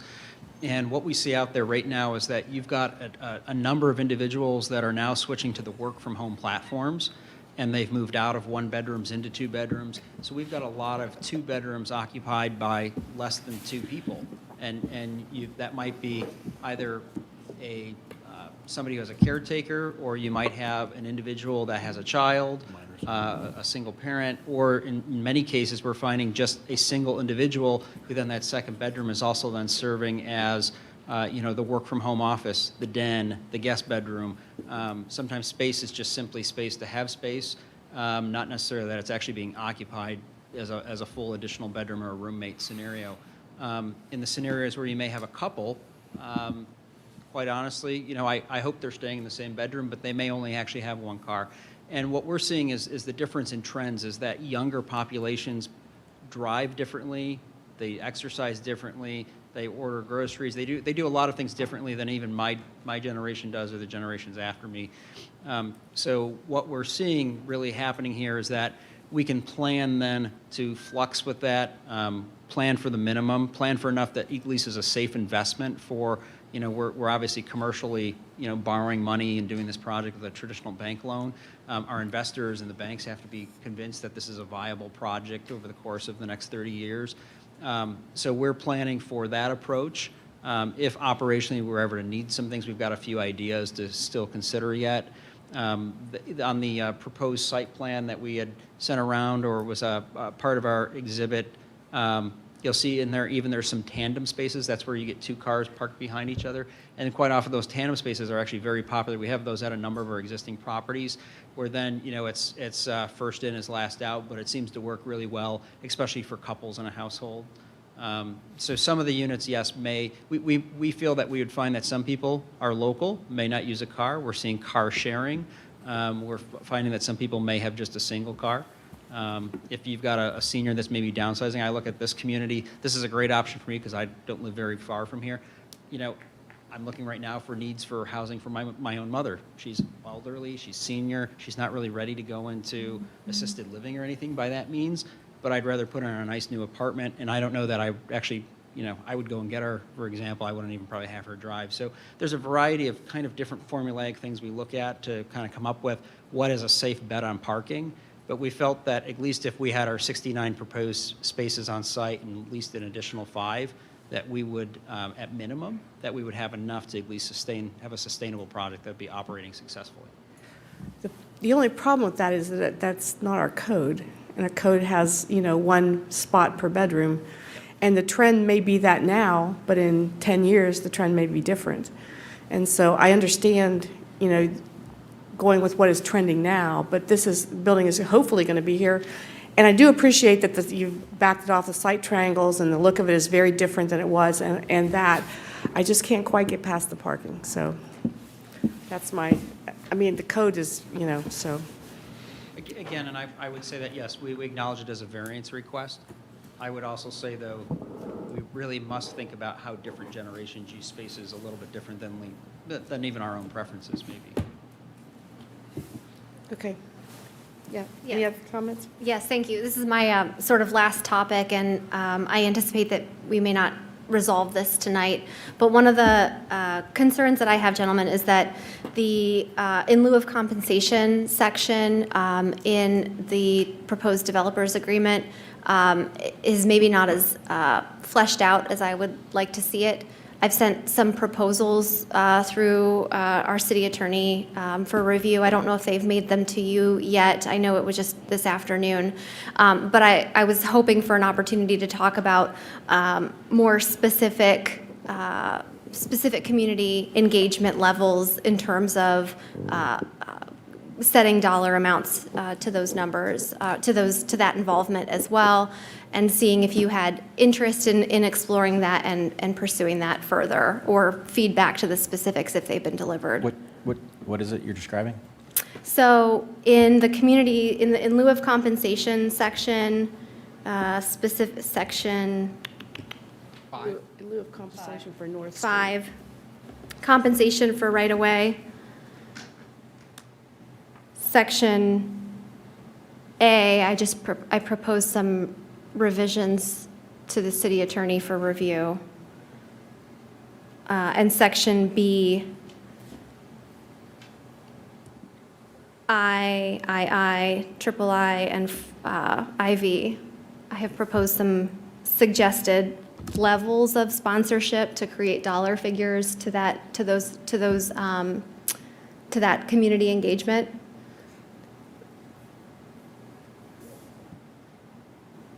While I'm trying to follow what you're describing, it's Do you have the developers agreement pulled up in front of you? not in front of me at the moment. I did. And for the record, I did share the draft document that you sent over to myself, including Mr. Malarski and the mayor, to the development team.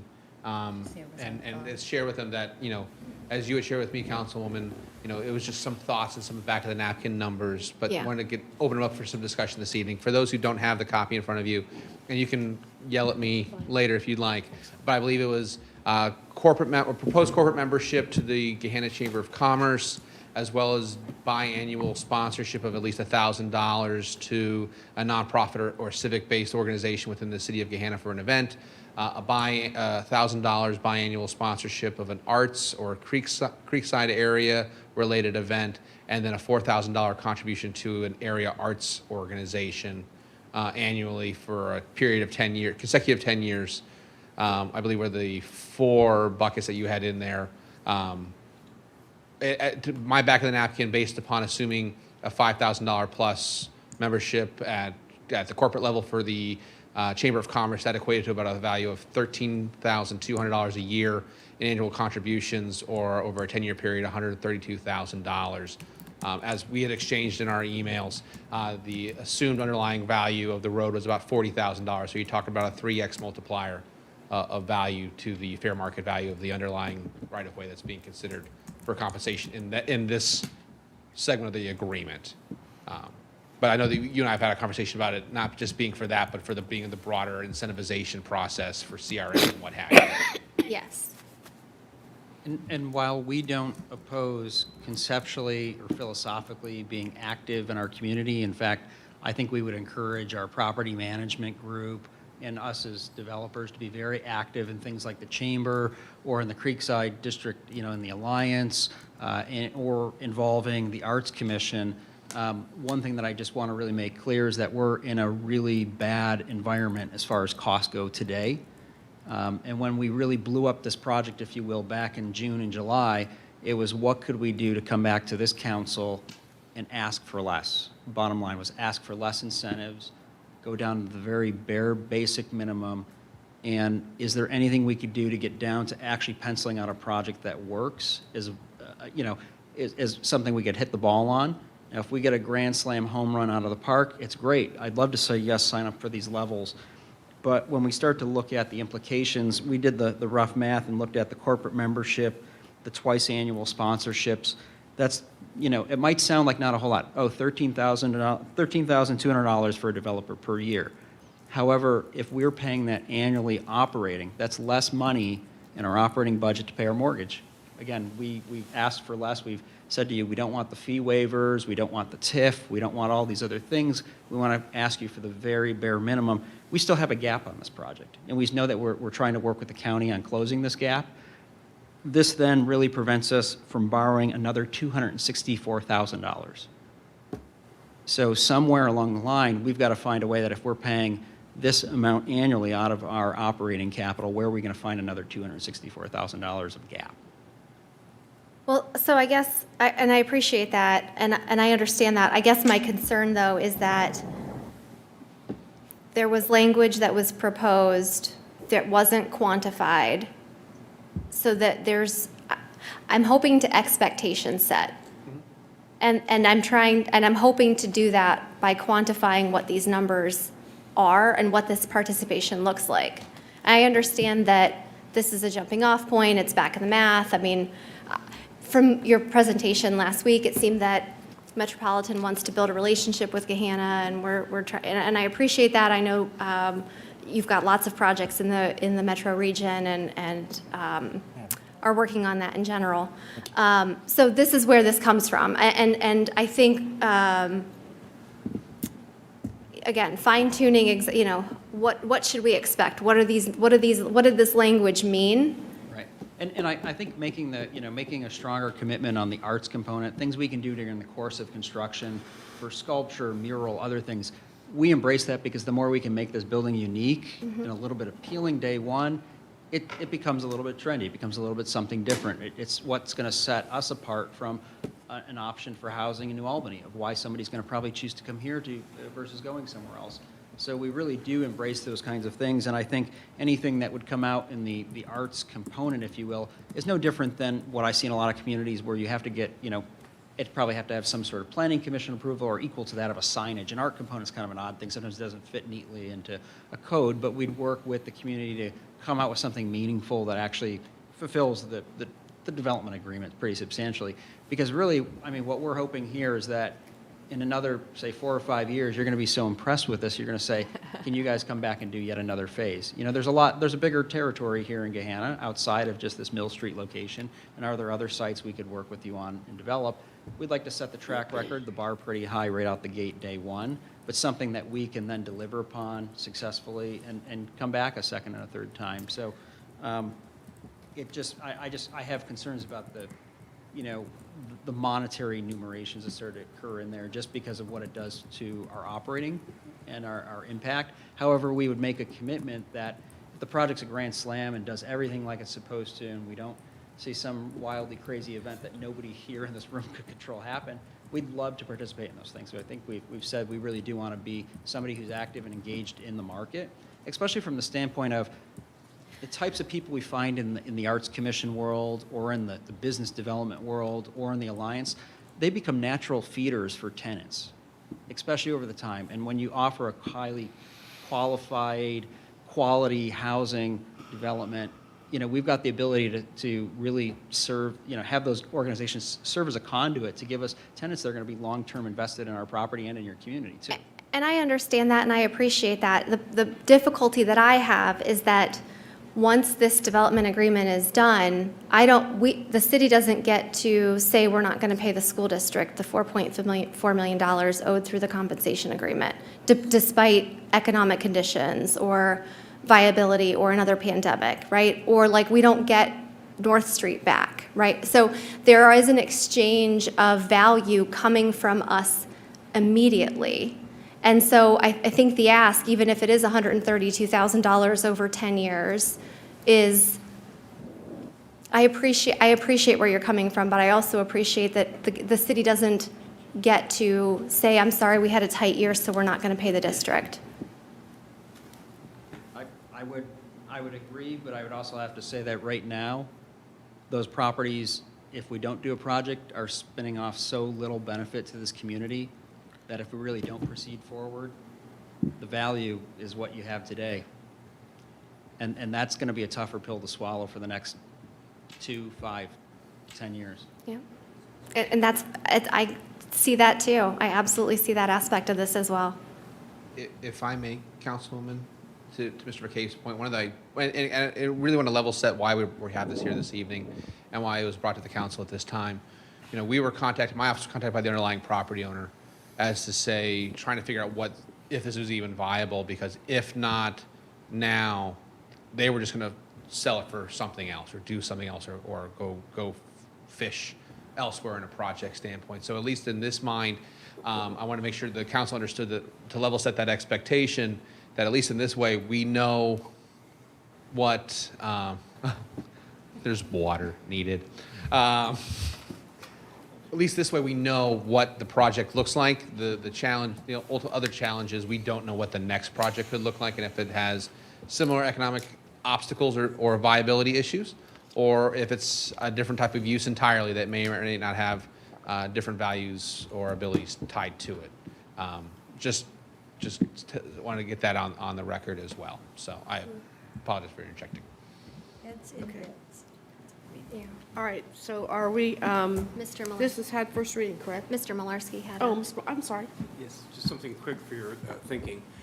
The way this works is, if this is in the development agreement, even though it's not as clear-cut as you would like to see it, what happens is, when this comes up every year in front of Turk, and Turk reviews it, and the city has a right to, and that's when we would sit down and say, okay, did they have 20% full? Okay, well, then they're not going to be able to give as much as if they have 100% full, things like that. So we could say, this is what we think you guys should be putting in, and they could say yes or no, and then we could complain, we can file an objection with Turk saying, hey, they shouldn't get the CRA because they didn't fulfill the obligations.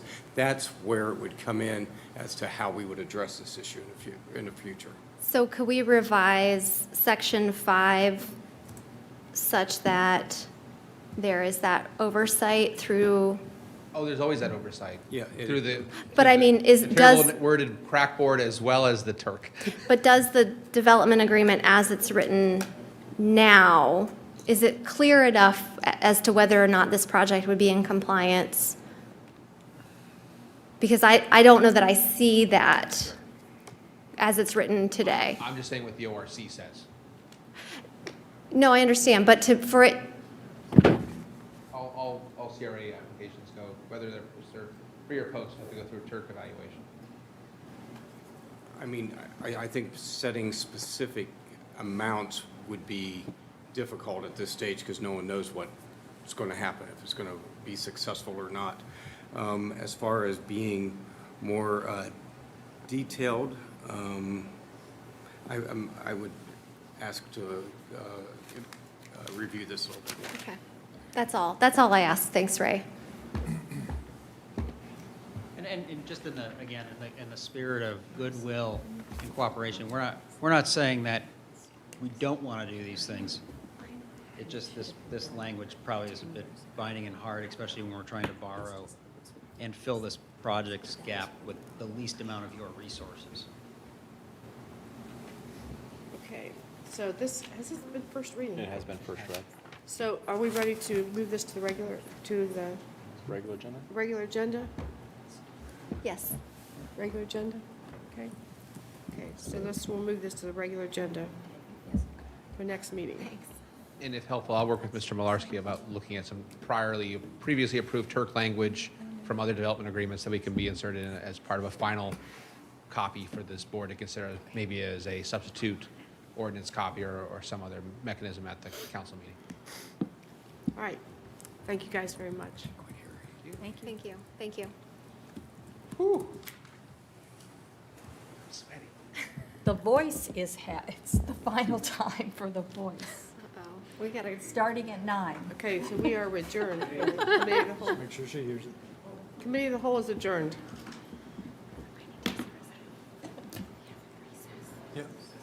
Let's take 5 in case anybody needs to use the restroom, get water or anything like that.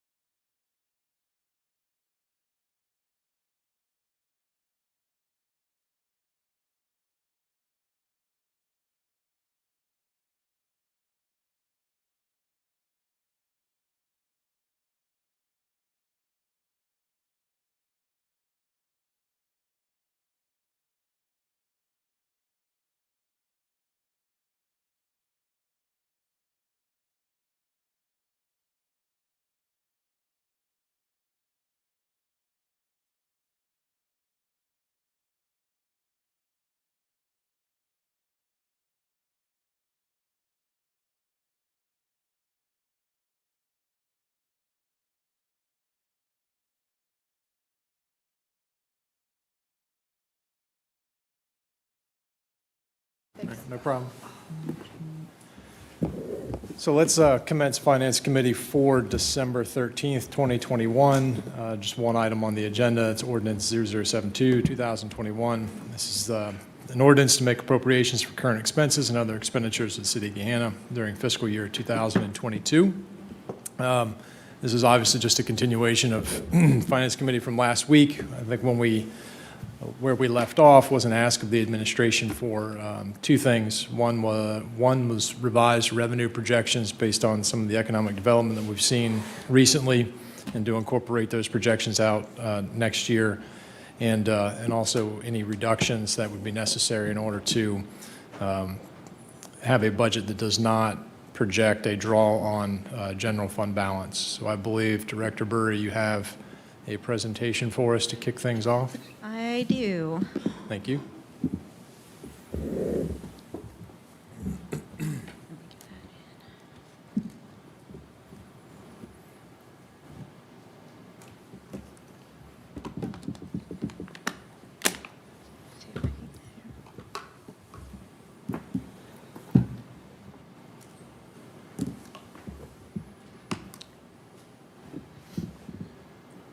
All right. Shows a little bit different on mine, but that's all right. So we're going to go through the 2020 budget adjustments. It's not advancing.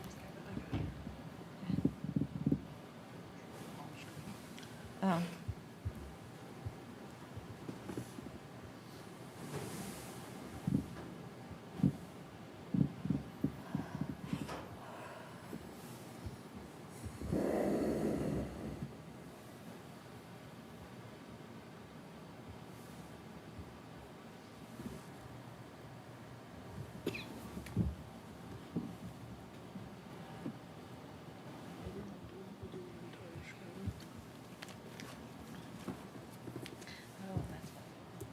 Okay. Search. All right, so again, just reiterating kind of what our takeaway was from the last Finance Committee, to reevaluate revenue estimates and determine if further adjustment is warranted based on what's known now compared to when the budget was first delivered, to evaluate our appropriations and determine if any reductions can be made, and if any inflationary adjustments are needed. So this is going to focus on the general fund solely. There were a couple adjustments in some of the other funds. They were minor, so I will send that once we're done discussing the general fund. So for the revenue, we focused on income tax as our largest revenue source for the general fund. As a reminder, the original estimate was based on information known as of September 30th, 2021. For the fourth quarter, I left it more in line with what the 2020 average collections were. There was still some concern about, post-pandemic recovery and what businesses may need to do in order to address that. So what I did for the adjusted estimate was I laid in the actual collections for October and November of 2021, and then I increased the December estimate to be more in line with October and November collections. They seem to be trending in that way. So for 2021, this resulted in an increased estimate of about $1.18 million. I then looked to determine if, is that sustainable? What's going on, looking at our kind of economy and what we're collecting and what buckets we're collecting them in. So discuss projects with development and planning, and there were a couple things that were noted. There's currently 14 projects in the works, estimated to have about $175 million in capital investment. Of the 14 projects, 9 are anticipated to add additional jobs and wages. We also reached out to One Columbus, their research engine for the area, and they kind of focused in on the Gehenna area and what our main industries are, and estimated that for 2022, just wages in general should increase by about 3.9%. Again, then looked at kind of where we're collecting these monies in 2021 and noted a couple things. First, of the increase, 53% is related to net profits and 43% withholdings and 4% individuals. Then looked at kind of how withholdings have been over the course of the year so far. First quarter was low, we were at about 0.4%. As we moved into the second quarter, the increase was about 3%.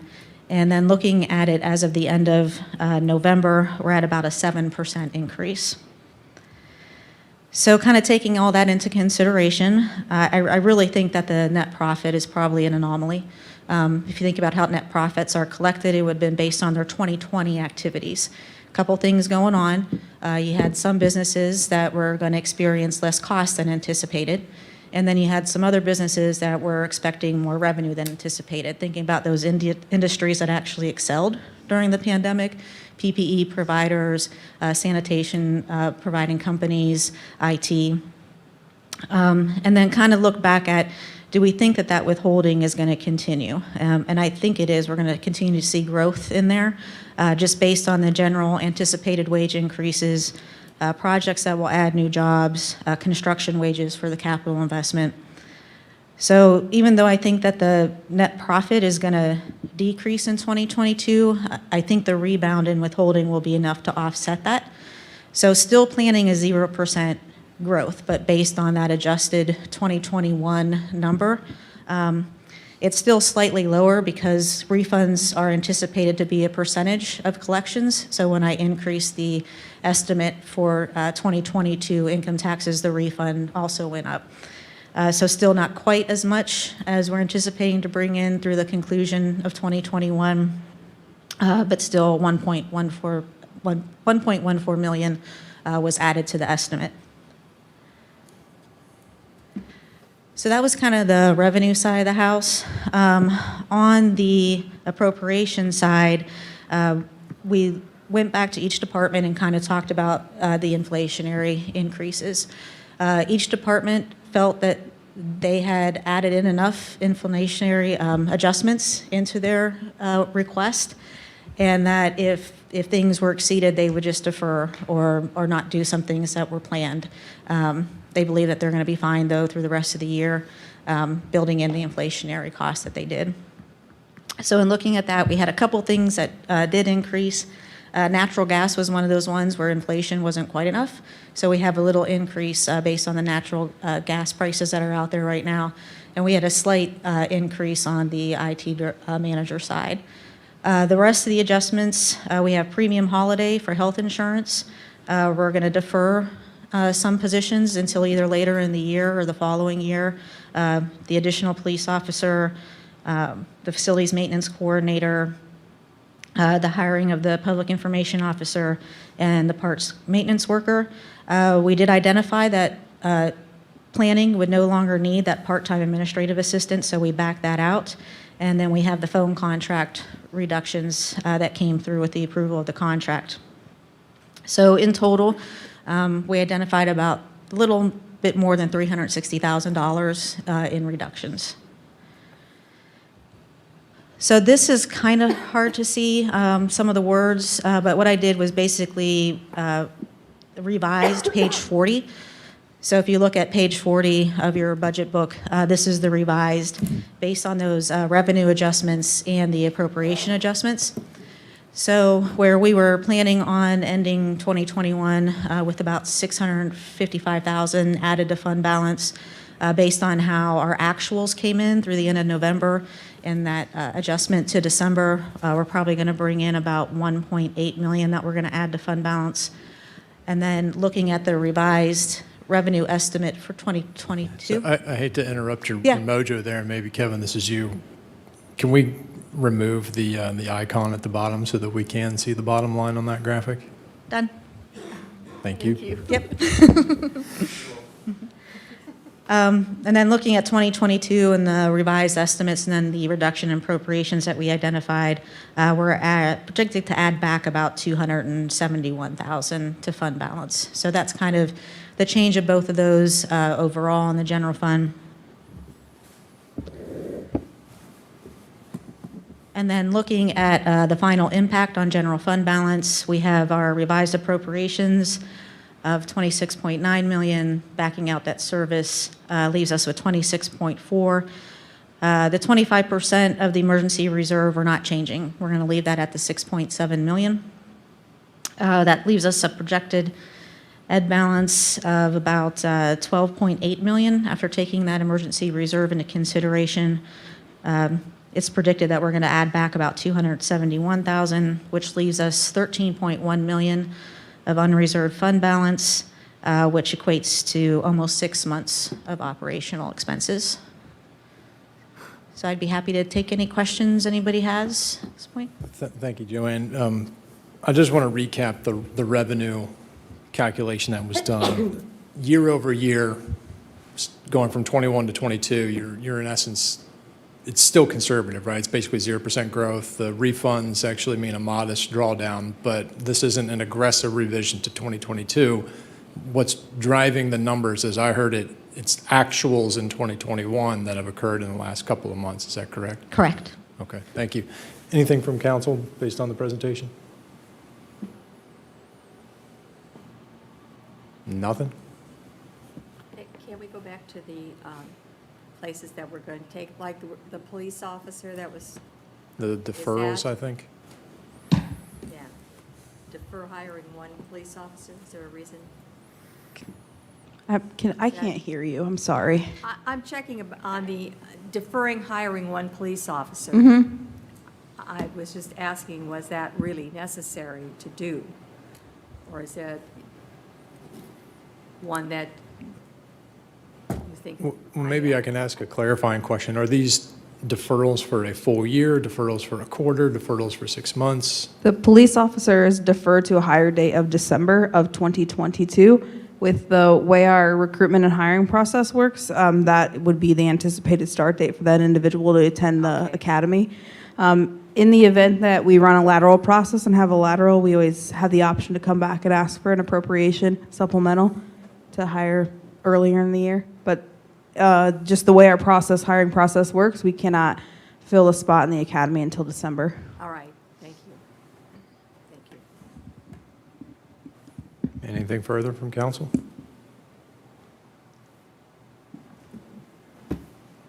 Mr. Laird? So the adjustments to the revenue is an improvement of almost 5%? Yeah, that's how we're, actually compared to 2020, I think it's coming in, I was just looking at the 22, just 22 all by itself. it's 1.1 actually a slight reduction compared to 2021 based on the refunds. The actuals for 2021, assuming December comes in similar to how October and November are, is about collections of about 20.4 million. We're leaving that flat, but we know that we have more refunds that are probably going to come from the work from home and the pending litigation. So leaving that refund number still a little bit higher than it has been in the past brings it to about 20.1 million that is anticipated. Sorry, let me clarify. The first slide I think that you had a 1.18 revenue adjustment. For 2021? Yes. Oh, that was the increased estimate for 2021, which is what you rolled into 2022. Correct. So the 1.18 against the 26.9 total revenue is about a little less than, roughly ballpark, 5% gap found from last week. It was a change based on going back and taking a look in December. So we've... Yeah. Basically, the last quarter, when I did the original estimate, I was still concerned about what there might be as far as fallout. So rather than using how we were averaging for 2021, I looked back at 2020, anticipating that we might see some fallout still going through the last quarter, post-pandemic recovery. Okay. Anything further from council on this topic? Can you go to the slide where you were showing the 9 of the 14 projects? No, back this about one? 2. This one? You're talking about, Yep. yeah, 9 of the 14 projects are additional jobs. That's future projects, or that's projects in the pipeline right now, or? Those are projects that are currently progressing right now. They're either have started or in various phases. or will be coming online shortly. Joanne, are you capturing the construction jobs for Yes. those not, okay.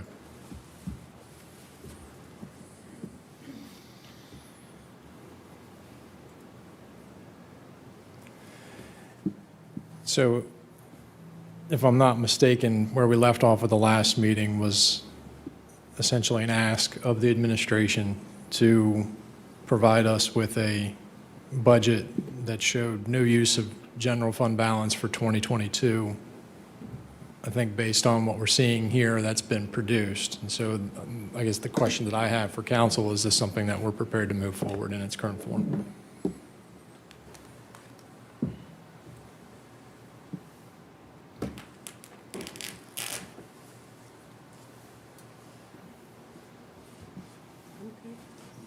Yes, I mean, I guess I'm, okay.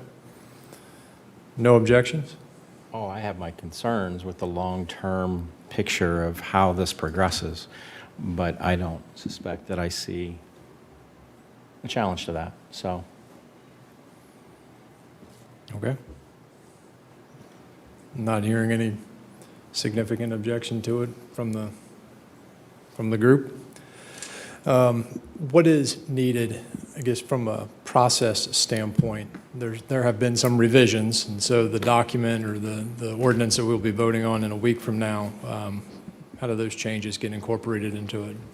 So I'll revise the appropriation ordinance and provide, as I've done in the past, the reconciliation between the original and the final one, and then I will get those submitted to Crystal. Okay. And I could send them to her, tomorrow to have ready. I'll make sure the presentation is available also. Okay, perfect. Regular agenda, I'm assuming? Okay. Got everything you need, Crystal? I do, thanks. Okay. Anything further from council? All right, we're adjourned. Thank you.